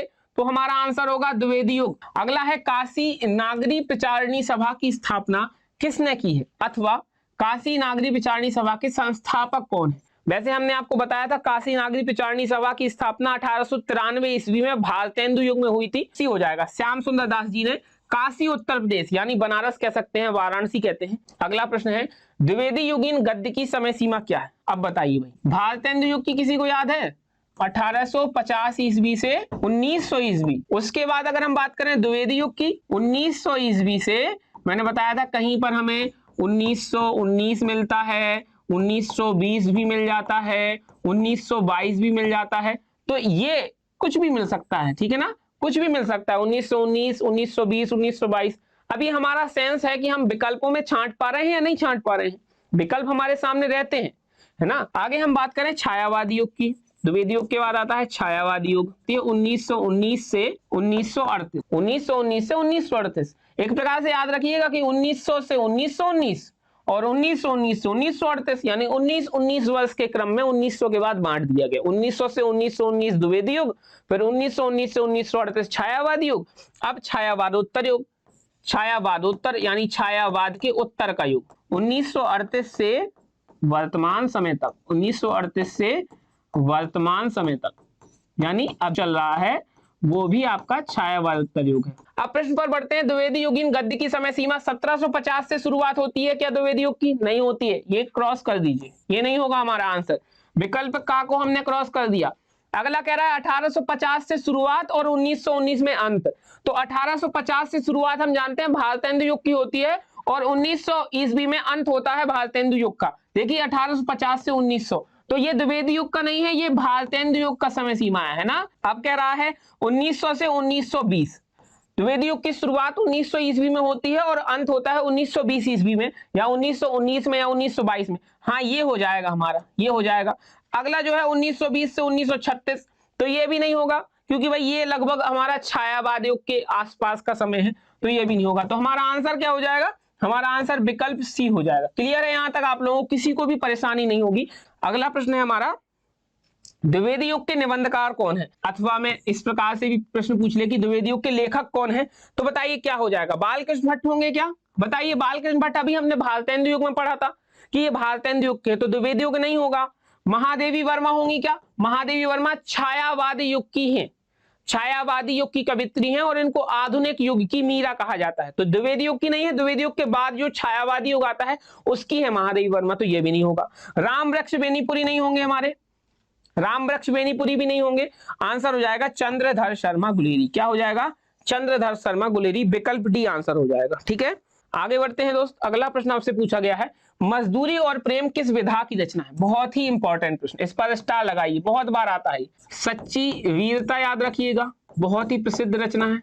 इसके अलावा याद रखिए कन्यादान, इसके अलावा याद रखिए पवित्रता, कन्यादान, पवित्रता, सच्ची वीरता, आचरण की सभ्यता याद रख लीजिए। मजदूरी और प्रेम, ये सभी रचनाएं हैं सरदार पूर्ण सिंह जी की। सच्ची वीरता, कन्यादान, पवित्रता, आचरण की सभ्यता, मजदूरी और प्रेम, ये सभी इनके निबंध हैं। किसके निबंध हैं भाई? इनके लेखक हैं सरदार पूर्ण सिंह जी। तो इन सभी, ये सभी रचनाएं आपकी निबंध विधा में हैं। सच्ची वीरता, कन्यादान, पवित्रता, आचरण की सभ्यता, मजदूरी और प्रेम, इन सभी के लेखक है सरदार पूर्ण सिंह जी। तो हमारा आंसर क्या हो जाएगा? हमारा आंसर हो जाएगा निबंध। मजदूरी और प्रेम किस विधा की रचना है? तो ये निबंध विधा की रचना। क्लियर है? तो भाई आंसर करिए, महावीर प्रसाद द्विवेदी लेखक हैं। किस रचना के लेखक महावीर प्रसाद द्विवेदी हैं? अगर हम जीवन और दर्शन की बात करें तो जीवन और दर्शन के लेखक हैं संपूर्णानंद जी। तिब्बत यात्रा आप लोग जानते होंगे, यात्रा वृतांत यानी यात्रा से संबंधित घुमक्कड़ जीवन किसका रहा है? राहुल सांकृत्यानंद जी का। राहुल सांकृत्यानंद ने तिब्बत यात्रा लिखा है। इसके अलावा मेरी यूरोप यात्रा, मेरी लद्दाख यात्रा, घुमक्कड़ शास्त्र, इस प्रकार की रचनाएं किसने लिखी है? राहुल सांकृत्यानंद ने। अगर हम बात करें आंखों की थाह के, तो इसके लेखक हैं राय कृष्णदास जी। कौन है? राय कृष्णदास जी। तो जिनका भी विकल्प सी आंसर आया है एकदम सही है। रसज्ञ रंजन के लेखक हैं महावीर प्रसाद द्विवेदी जी। आंसर हमारा विकल्प सी है। जीवन और दर्शन के रचनाकार हैं संपूर्णानंद जी और आंखों की थाह के लेखक हैं राय कृष्णदास जी। तिब्बत यात्रा के लेखक है राहुल सांकृत्यानंद जी। इन महावीर प्रसाद द्विवेदी जी कि द्विवेदी युग का नामकरण इन्हीं के नाम पर हुआ है, ये बात आप जानते हैं। द्विवेदी युग का नामकरण तो महावीर प्रसाद द्विवेदी के नाम पर हुआ है, ये बात आप जानते हैं अच्छे से। सरस्वती पत्रिका के बहुत ही सफल संपादक रहे, सफल संपादक रहे, सबसे सफल। अब ये नहीं कह सकते कि एकमात्र ये रहे, इनके अलावा बहुत सारे लोगों ने संपादन किया, जबकि इनके पहले भी कुछ जो संपादक रहे उन्होंने कार्य किया, ये बाद में आए हैं। ठीक है ना? तो अगर हम बात करें सबसे सफल कौन रहा, सरस्वती पत्रिका के सबसे सफल संपादक यही रहे। इन्होंने सरस्वती पत्रिका का जो संपादन कार्य है वो लगभग 1903 ईस्वी से प्रारंभ किया, लगभग 1920 ईस्वी तक ये संपादक रहे। लगभग 1919 भी कहीं कहीं देखने को मिलता है, तो कंफ्यूजन नहीं होना चाहिए। 1919 भी मिल जाता है कहीं कहीं और 1920 भी मिल जाता है। तो महावीर प्रसाद द्विवेदी जी की अगर हम कुछ प्रमुख रचनाएं नोट करें, नोट करिए रसज्ञ रंजन, हमारे प्रश्न में यही रचना थी, रसज्ञ रंजन। ठीक है, इसके अलावा नोट करिए विचार विमर्श, कालिदास की निरंकुशता, साहित्य संदर्भ, काव्य मंजूषा भी है एक रचना, साहित्य संदर्भ, सरस्वती पत्रिका के संपादक भी रहे तो साहित्य सीकर। ये रचनाएं हो गई किसकी? महावीर प्रसाद द्विवेदी जी की प्रमुख रचनाएं। साहित्य सीकर हो गई, विचार विमर्श हो गई, रसज्ञ रंजन हो गई, सरस्वती पत्रिका हम जानते ही हैं, कालिदास की निरंकुशता हमने बता दिया आपको, साहित्य संदर्भ, काव्य मंजूषा, ये रचनाएं हो गई महावीर प्रसाद द्विवेदी जी की। यहां तक आप लोगों को बातें क्लियर हैं? नामकरण, द्विवेदी युग का नामकरण इन्हीं के नाम पर हुआ है, यह हमें पता है। सरस्वती पत्रिका के सबसे सफल संपादक। अगर आपसे एक प्रश्न पूछे कि सरस्वती पत्रिका के प्रथम संपादक कौन है, तो ध्यान रखिएगा काशी नागरी प्रचारणी सभा। मैंने आपको बताया था भारतेंदु युग के दौरान 1893 ईस्वी, 1900 नहीं, 1893 ईस्वी में काशी वाराणसी में नागरी प्रचारणी सभा की स्थापना हुई और इसी नागरी प्रचारणी सभा ने सन 1900 में जाकर, यानी 1900 मतलब 1900, सन 1900 में जाकर एक पत्रिका का संपादन प्रारंभ किया। 1900 और 1901, ध्यान रखिएगा, 1900 और 1901 ईस्वी के बीच में सरस्वती पत्रिका का संपादन इसी सभा के द्वारा प्रारंभ किया गया। किस सभा के द्वारा? नागरी प्रचारणी सभा। और इस सभा की स्थापना किसने की थी? बाबू श्याम सुंदर दास जी ने। तो सरस्वती पत्रिका के प्रथम संपादक, पहले संपादक जो थे वो बाबू श्याम सुंदर दास ही थे, जिन्होंने काशी नागरी प्रचारणी सभा की स्थापना की थी। और उस सभा के द्वारा ही सन 1900 और 1901 ईस्वी के मध्य में या आसपास, 1900 भी कहीं कहीं मिल जाता है, कहीं कहीं 1901 मिल जाता है। मैंने आपको पहले ही बताया है कि काल में जो कालक्रम है उसमें काफी हमें मतभेद मिल जाता है। कोई कहता है 1900, कोई कहता है 1901, इसी के आसपास, ठीक है ना, वही समय। तो मोटा अंदाज है कि 1900 और 1901 ईस्वी के बीच में हमारे जो सरस्वती पत्रिका है उसका संपादन कार्य प्रारंभ हुआ था और प्रथम संपादक बाबू श्याम सुंदर दास थे। ये बात आपके दिमाग में रहनी चाहिए। और उसके बाद 1903 में आकर द्विवेदी जी ने संपादन किया है। तो आंसर हो जाएगा रसग्रंजन, ठीक है। महावीर प्रसाद द्विवेदी इसके लेखक हैं। आगे बढ़ते हैं अगले प्रश्न की ओर। अगला प्रश्न आपसे कहा गया है, मेरी असफलताएं रचना किसकी है? और जिसकी ये रचना है वो द्विवेदी युग के ही लेखक है। तो यह बाबू गुलाब राय जी की रचना है। अगर हम बाबू गुलाब राय की बात करें तो ये द्विवेदी युग के ही लेखक रहे हैं। मेरी असफलताएं आत्मकथा है। आत्मकथा किसकी है? ये बाबू गुलाब राय जी की। इसके अलावा इनकी ठलुआ क्लब भी याद रखिएगा। मेरी असफलताएं और एक रचना और बाबू गुलाब राय जी की पूछ लेता है जिसका नाम है ठलुआ क्लब। मेरी असफलताएं एक आत्मकथा है, बाबू गुलाब राय जी। कुछ अन्य द्विवेदी युग के लेखकों के बारे में चर्चा कर लेते हैं कि द्विवेदी युग के लेखक कौन कौन है। सबसे पहले तो आप जानते ही हैं महावीर प्रसाद द्विवेदी तो हो ही जाएंगे। अगर हम बात करें इनके अलावा मैथिली शरण गुप्त जी का नाम बहुत ज्यादा हमें देखने को मिलता है। इनको दद्दा कहा जाता है। जो उनके समकालीन लेखक थे द्विवेदी युग के, वो इनको दद्दा कहते थे, दद्दा के नाम से पुकारते थे। तीसरे की अगर हम बात करें तो अयोध्या सिंह उपाध्याय हरिऔध जी का नाम हमें बहुत देखने को मिलता है। तो चौथे हमारे बाबू गुलाब राय, हमने आपको बताया है। पद्म सिंह शर्मा। छठे याद रखिएगा श्रीधर पाठक हो जाएंगे, श्रीधर पाठक हो जाएंगे। तो हमारा जो आंसर है इस प्रश्न का वो है आत्मकथा। किसकी है ये? बाबू गुलाब राय जी की आत्मकथा है।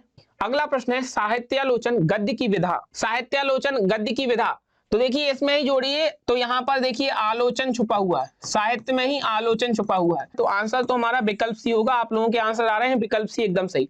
अब अगर हम बात करें कि साहित्यालोचन के लेखक कौन है, तो ये बाबू श्याम सुंदर दास जी की है। साहित्यालोचन किसकी है? बाबू श्याम सुंदर दास जी द्वारा लिखी गई एक आलोचनात्मक कृति है, ठीक है ना। आगे बढ़ते हैं। अगला प्रश्न है भारतेंदु युग की पत्रिका कौन सी नहीं है? आनंद कादम्बनी बद्री नारायण चौधरी प्रेमगंज जी की है, आपको याद होगी। हरिश्चंद्र चंद्रिका, ये भारतेंदु हरिश्चंद्र जी की है, ये भी आप। और अगर हम बात करें ब्राह्मण पत्रिका किसकी है? प्रताप नारायण मिश्र की। और सरस्वती पत्रिका जो है वो भारतेंदु युग की नहीं है, ये द्विवेदी युग की है।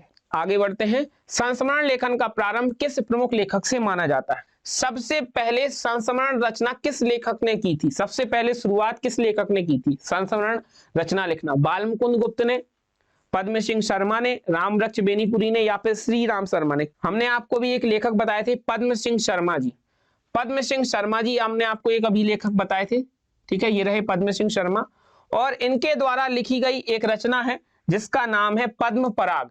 इस रचना से ही संस्मरण लेखन का प्रारंभ माना जाता है। हमारा आंसर होगा विकल्प बी। पद्म सिंह शर्मा जी ने एक रचना लिखी है जिसका नाम है पद्म पराग, और इस पद्म पराग रचना से ही संस्मरण लेखन का प्रारंभ माना जाता है। यानी संस्मरण लेखन के तौर पर या संस्मरण विधा के तौर पर लिखी जाने वाली पहली रचना जो है वो पद्म पराग है, ठीक है ना। आगे बढ़ते हैं। अगला प्रश्न है निम्नलिखित में से छायावारोत्तर काल के समालोचक कौन नहीं है? द्विवेदी युग के लेखक में मैंने आपको देखिए महावीर प्रसाद द्विवेदी का नाम बताया था, मैथिली शरण गुप्त का नाम बताया था, अयोध्या सिंह उपाध्याय हरिऔध का बताया था, बाबू गुलाब राय का नाम बताया था, बाबू श्याम सुंदर दास का नाम, श्रीधर पाठक और पद्म सिंह शर्मा। इन विकल्पों में देखिए क्या कोई आपको द्विवेदी युग का दिख रहा है? जो द्विवेदी युग में जाने जाते हैं, जो इनका नाम है बाबू गुलाब राय। इनकी मैंने आपको बताई थी रचना, याद रखिएगा भाई। एक रचना है मेरी असफलताएं और एक रचना याद रखिएगा ठलुआ क्लब। आगे बढ़ते हैं। अगला प्रश्न है समालोचक के संपादक कौन है? बताइए। चंद्रधर शर्मा गुलेरी आपके द्विवेदी युग से संबंधित हैं। समालोचक के संपादक कौन है? चंद्रधर शर्मा गुलेरी समालोचक के संपादक। पत्रिका थी ये, समालोचक पत्रिका थी, चंद्रधर शर्मा गुलेरी जी ने इसका संपादन किया। उसने कहा था, ये रचना बहुत ही प्रसिद्ध है। उसने कहा था चंद्रधर शर्मा गुलेरी जी की प्रसिद्ध रचना है, पेपर में फंस जाती है बहुत ही बार बार। समालोचक के संपादक चंद्रधर शर्मा गुलेरी। आगे बढ़ते हैं। महावीर प्रसाद द्विवेदी ने सरस्वती पत्रिका का संपादन किस समय से प्रारंभ किया? बिल्कुल विकल्प सी 1903। अगला प्रश्न है, साहित्यालोचन के रचनाकार कौन है? साहित्यालोचन, इसकी विधा क्या बताई थी? आलोचना विधा। तो आंसर हो जाएगा श्याम सुंदर दास। साहित्यालोचन के रचनाकार कौन है? तो श्याम सुंदर दास जी है। अगला प्रश्न आपसे पूछा गया है कि गुड़िया भीतर गुड़िया की विधा क्या है? बढ़िया प्रश्न, ध्यान दीजिएगा। आत्मकथा है, किसकी आत्मकथा है? और मैत्रेयी पुष्पा की, मैत्रेयी पुष्पा जी की आत्मकथा है गुड़िया भीतर गुड़िया। तो गुड़िया भीतर गुड़िया आत्मकथा है किसकी? मैत्रेयी पुष्पा जी की। क्लियर? अब हम बढ़ते हैं। हमसे प्रश्न पूछा गया है दोस्त, बाबू गुलाब राय की आत्मकथा बताइए। तो बाबू गुलाब राय भी हमारे द्विवेदी युग के हैं, बताइए इनकी आत्मकथा का नाम आपसे पूछा गया है। इनकी मैंने रचनाएं आपको एक तो बताई थी, थलुआ क्लब। आपसे पूछा गया है बाबू गुलाब राय जी की आत्मकथा कौन सी है? ये जो चार विकल्प आप देख रहे हैं, विकल्प का, विकल्प खा, विकल्प गा और विकल्प घा, इनमें जो रचनाएं दी हैं चारों की चारों आत्मकथा विधा की रचनाएं हैं। अलग अलग लेखकों की आत्मकथा है। आत्मकथा क्या है? अगर मैं खुद अपने जीवन पर रचना लिखता हूं, यानी जिस व्यक्ति की रचना, जीवन की रचना है, अगर वो खुद ही लिखता है, उसको कहते हैं आत्मकथा। आत्म मतलब स्वयं की, कथा मतलब कहानी। जब मैं स्वयं के जीवन की कहानी को अपनी किसी रचना में उतारूंगा, लिखित रूप में या किसी भी रूप में मैं उसको उतारूंगा, मैं उसको आत्मकथा कह दूंगा। ठीक है ना? जीवनी में फर्क क्या होता है? जीवनी किसी अन्य व्यक्ति के द्वारा लिखी जाती है।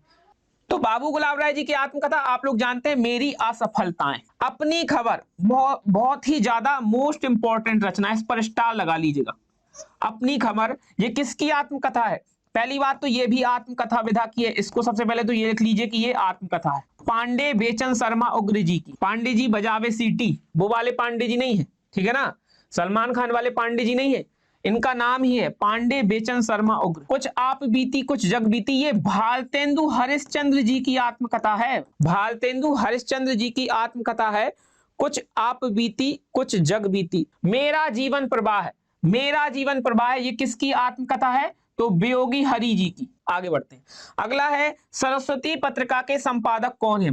अगर हम सरस्वती पत्रिका की बात करें तो सरस्वती पत्रिका का जो प्रारंभ है वो सन 1900 से हुआ था। यानी कि अगर हम देखें तो सरस्वती पत्रिका के प्रारंभ के साथ ही किसकी शुरुआत हुई? द्विवेदी युग। इसकी शुरुआत करने का श्रेय किसको जाता है? अगर हम सरस्वती पत्रिका के संपादक या संस्थापक की बात करें, इसका वैसे तो ये जो पत्रिका है ये नागरी प्रचारणी सभा के द्वारा लाई गई थी। जो नागरी प्रचारणी सभा में सदस्य थे उनके द्वारा सोच विचार करके एक निर्णय लिया गया, एक पत्रिका की शुरुआत करने का डिसीजन लिया गया, जिसको सरस्वती पत्रिका का नाम दिया गया।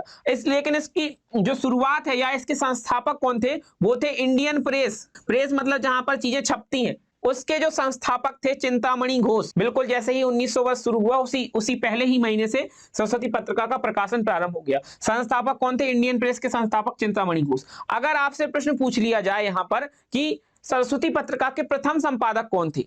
प्रथम संपादक जानिएगा, यहां पर क्या था कि सरस्वती पत्रिका का संपादन 1900 से प्रारंभ हुआ, लेकिन हम लोग याद रखते हैं महावीर प्रसाद द्विवेदी जी का नाम। लेकिन एक बात दिमाग में रखना, महावीर प्रसाद द्विवेदी जी ने इसका जो प्रकाशन कार्य है या संपादन कार्य है 1903 से प्रारंभ किया और 1920 तक ये इसके संपादक रहे। और अगर हम बात करें सरस्वती पत्रिका के अगर प्रथम संपादक की, इनके प्रथम संपादक में नाम आता है जगन्नाथ दास रत्नाकर जी का।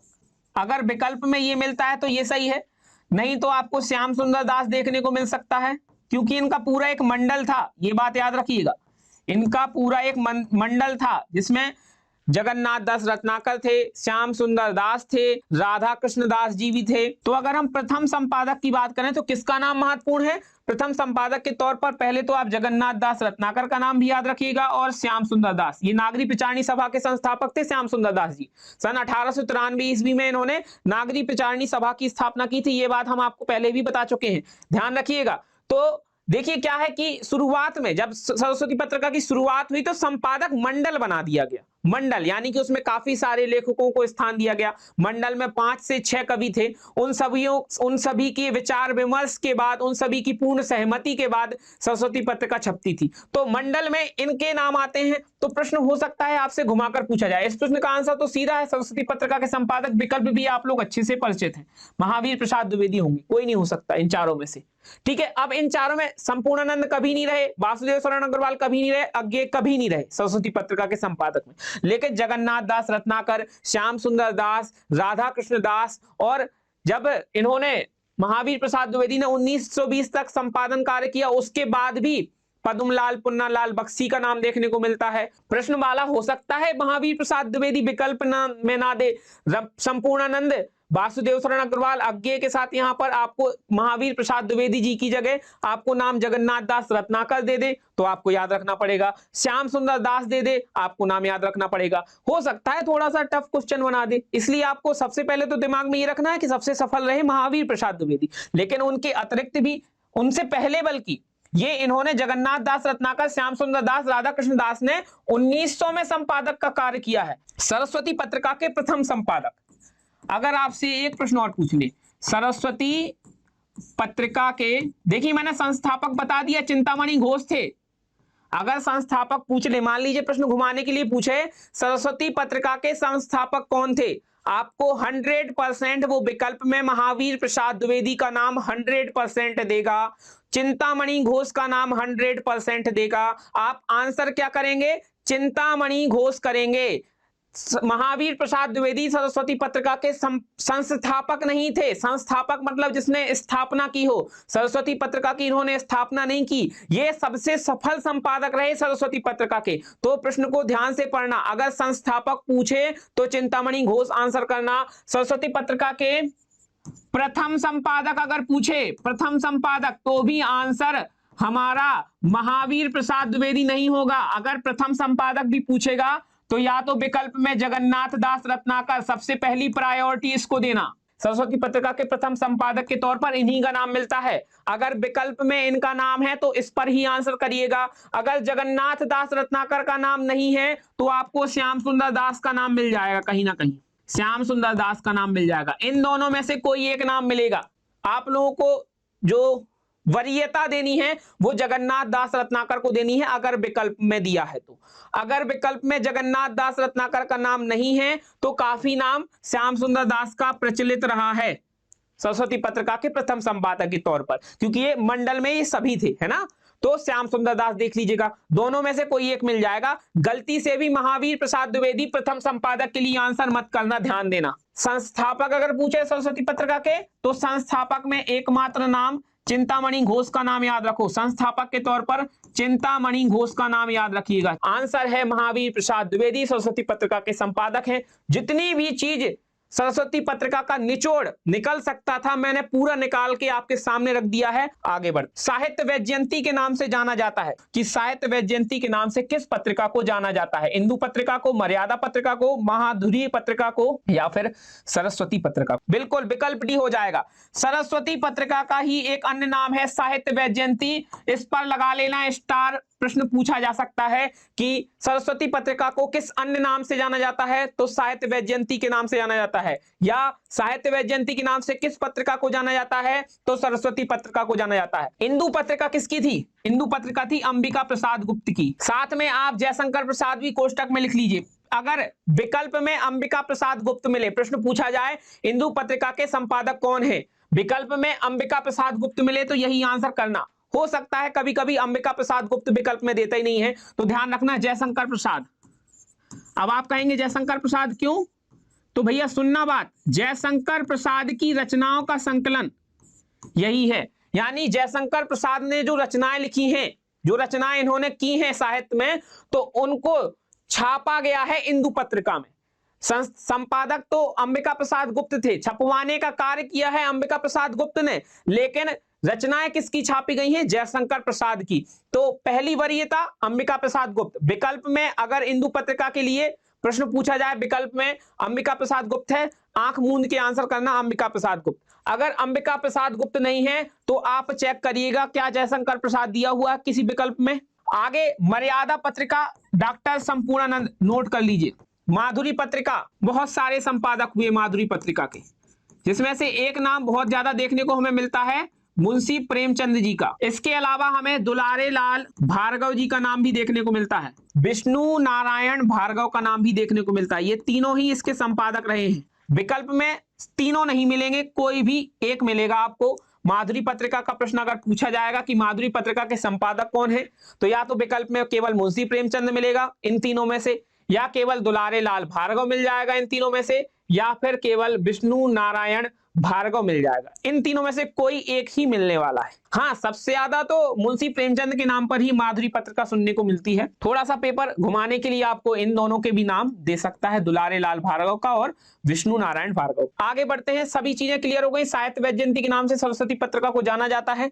आगे बढ़ते हैं दोस्त, अगला प्रश्न है, हमसे पूछा गया है कि हिंदी कोविद रत्नमाला के रचनाकार कौन है। आंसर करें। तो हिंदी कोविद रत्नमाला के जो रचनाकार हैं वो आपके बाबू श्याम सुंदर दास जी हैं। ये हमारा आंसर हो जाएगा। साहित्यालोचन भाई, क्या थी रचना? साहित्यालोचन आलोचनात्मक विधा है। इसकी विधा क्या है? आलोचना। इसके लेखक कौन है? बाबू श्याम सुंदर दास जी हैं। चलिए आगे बढ़ते हैं। अगला प्रश्न है, बड़ों के प्रेरणादायक कुछ पत्र के संकलन करता कौन है? अच्छा प्रश्न है, आंसर करें। निम्न में से कौन है? बनारसी दास चतुर्वेदी होंगे, या वियोगी हरि होंगे, महात्मा मुंशीराम होंगे, या फिर हरिवंश राय बच्चन होंगे? बताइए। तो आंसर जिन्होंने भी विकल्प भी दिया है एकदम सही, वियोगी हरि हो जाएगा। ठीक है ना। बड़ों के प्रेरणादायक कुछ पत्र के संकलन करता है वियोगी हरि, और इनकी अभी थोड़ी देर पहले एक रचना हमने पढ़ी थी, मेरा जीवन प्रवाह, और इनकी एक रचना है तरंगिणी।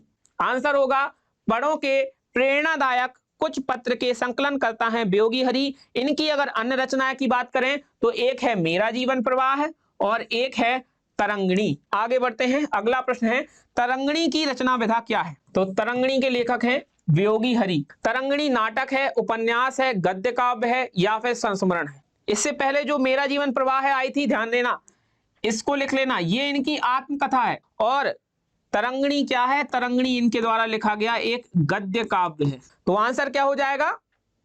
विकल्प सी, गद्य काव्य आंसर हो जाएगा। तरंगिणी की रचना विधा है गद्य काव्य। तरंगिणी के लेखक हैं वियोगी हरि। यहां तक बातें क्लियर हो रही हैं। आगे बढ़ते हैं, अगला प्रश्न है, मेरा जीवन प्रवाह की रचना विधा। अभी आपको बताई मैंने। तो अगर हम मेरा जीवन प्रवाह की बात करें, यह वियोगी हरि जी की रचना है, की आत्मकथा है। मेरा जीवन प्रवाह वियोगी हरि की क्या है? आत्मकथा है। विकल्प सी सभी का आंसर आना चाहिए। देख, वियोगी हरि जी द्विवेदी युग के कवि हैं, याद रखिएगा। यहां तक आप लोगों को हर एक चीज बहुत अच्छे से क्लियर हो रही होगी। विकल्प सी। आगे बढ़ते हैं, क्लियर हो गई होंगी चीजें। अगला प्रश्न है, मजदूरी और प्रेम किस विधा की रचना है? बताइए। तो ये सरदार पूर्ण सिंह जी की रचना है।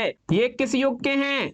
तो ये भैया द्विवेदी युग के हैं। द्विवेदी युग के निबंधकार हुए हैं सरदार पूर्ण सिंह जी। सच्ची वीरता, कन्यादान, पवित्रता, चौथा लिखिए आचरण की सभ्यता, और पांचवा लिख लीजिए मजदूरी और प्रेम। पहला सच्ची वीरता, दूसरा कन्यादान, तीसरा पवित्रता, चौथा है आचरण की सभ्यता, और पांचवा है मजदूरी और प्रेम। ये 5 निबंध सरदार पूर्ण सिंह जी के लगभग हर एक एग्जाम में बार बार रिपीट होते हैं। आपके यूपी बोर्ड के एग्जाम में भी हर साल कोई ना कोई निबंध फंस जाता है, ज्यों का त्यों। सच्ची वीरता पूछ लेता है, नहीं तो कन्यादान, नहीं तो पवित्रता, आचरण की सभ्यता, और मजदूरी और प्रेम। ये एक ही रचना है पूरी, मजदूरी और प्रेम निबंध है। और ये तो आंसर क्या हो जाएगा? मजदूरी और प्रेम किस विधा की रचना है? यह एक निबंध विधा की रचना है, विकल्प का। आगे बढ़ते हैं, कन्यादान निबंध के लेखक कौन है? बताइए। कन्यादान, पवित्रता, सच्ची वीरता, आचरण की सभ्यता, मजदूरी और प्रेम, ये किसके निबंध हैं? किसके निबंध हैं? मोहन राकेश के हैं क्या? नहीं है सर। भारतेंदु हरिश्चंद्र जी की हैं क्या? नहीं सर, बिल्कुल भी नहीं। रामवृक्ष बेनीपुरी के हैं क्या? अरे सर मजाक क्यों करते हो, सरदार पूर्ण सिंह जी के निबंध हैं सर जी। अभी तो आपने बताया है, विकल्प डी हो जाएगा हमारा आंसर। क्लियर है? कन्यादान निबंध के लेखक हैं सरदार पूर्ण सिंह जी। हमारा प्रश्न है कि निम्नलिखित में से कौन युग प्रवर्तक निबंध लेखक के नाम से जाने जाते हैं? निम्न में से कौन है? डॉक्टर नगेंद्र होंगे, आचार्य महावीर प्रसाद द्विवेदी होंगे, लक्ष्मी सागर वार्ष्णेय होंगे, या फिर वासुदेव शरण अग्रवाल होंगे? इन चारों में से क्या होगा? युग प्रवर्तक निबंध लेखक। युग प्रवर्तक जानते हो? किसी युग को ही बदल देने वाला, युग का प्रवर्तन कर देने वाला निबंध लेखक। द्विवेदी युग को अधिकतम निबंध लेखन वाला युग कहा गया है, कि द्विवेदी युग में सबसे ज्यादा, बहुत ज्यादा निबंध रचनाएं देखने को मिलती हैं। चाहे महावीर प्रसाद द्विवेदी हो, चाहे हम अभी थोड़ी देर पहले जो हमने बात की है आपसे सरदार पूर्ण सिंह जी हो। तो कौन युग प्रवर्तक निबंध लेखक है? बताइए। बिल्कुल विकल्प बी होगा। आचार्य महावीर प्रसाद द्विवेदी जी युग प्रवर्तक निबंधकार के रूप में जाने जाते हैं। महावीर प्रसाद द्विवेदी की रचनाएं, रसज्ञ रंजन, विचार विमर्श नोट कर लीजिए, कवि कर्तव्य नोट कर लीजिए, कालिदास की निरंकुशता, काव्य मंजूषा नोट कर लीजिए भाई, साहित्य सीकर नोट कर लीजिए, साहित्य संदर्भ, कालिदास और उनकी कविता। ये मैंने आपको महावीर प्रसाद द्विवेदी जी की प्रमुख रचनाएं नोट करवा दी। एक रचना है जिसका नाम है दोस्तों कालिदास की लालित्य योजना।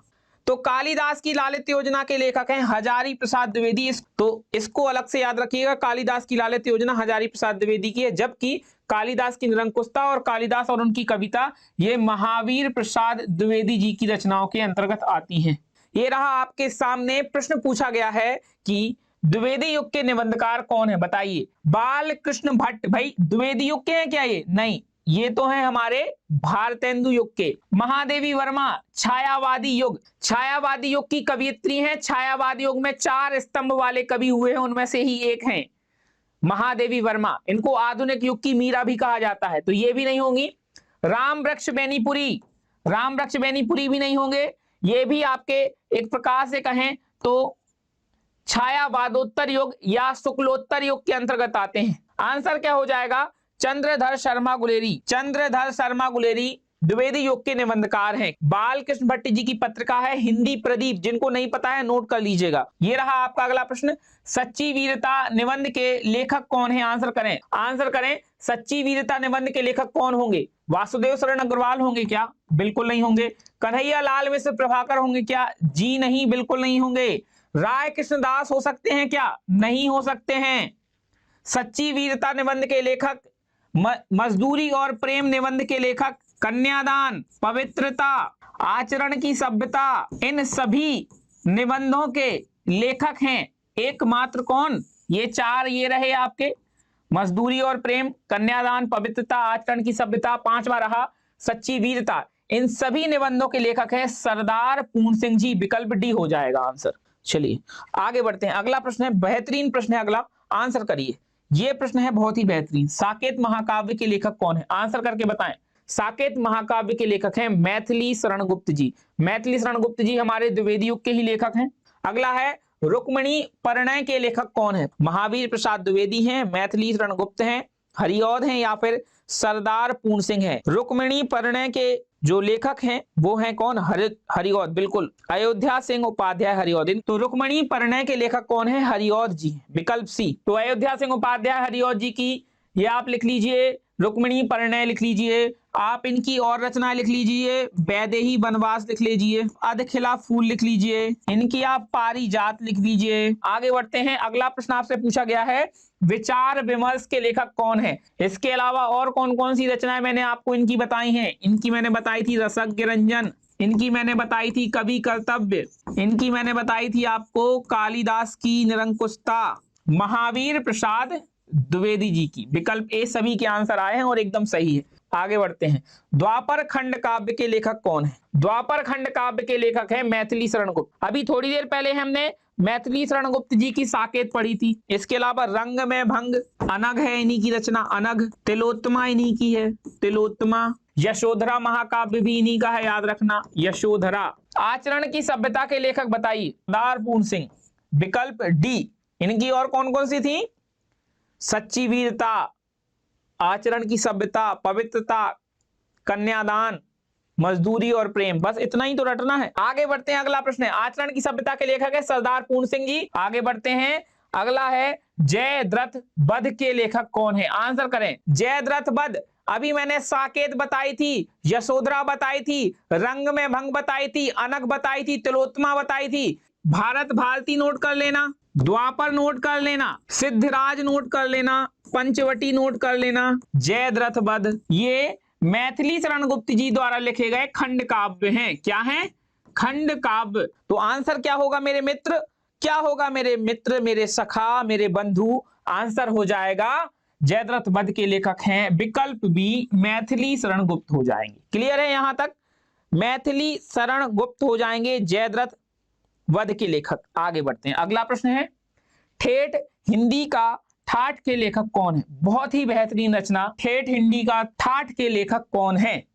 अधखिला फूल भी लिख लेना भाई, पारिजात है। रस कलश, दो रचनाएं एक जैसी, कैसे? चुभते चौपदे और एक रचना है चोखे चौपदे। अधखिला फूल, पारिजात, रस कलश, चुभते चौपदे और चोखे चौपदे, ठीक है ना। वैदेही वनवास बता चुके हैं आपको हम, रुक्मिणी परिणय भी आप जानते हैं। ये सभी रचनाएं किसकी हैं? अयोध्या सिंह उपाध्याय हरिऔध जी की रचनाएं हैं सभी। अयोध्या सिंह उपाध्याय हरिऔध जी की रचनाएं हैं, नोट कर लीजिएगा। रुक्मिणी परिणय, अधखिला फूल, पारिजात, रस कलश, चुभते चौपदे, चोखे चौपदे, वैदेही वनवास, ठेठ हिंदी का ठाठ, ये सभी रचनाएं किसकी हैं? अयोध्या सिंह उपाध्याय हरिऔध जी की। अगला प्रश्न है आपका, पवित्रता निबंध के लेखक कौन है?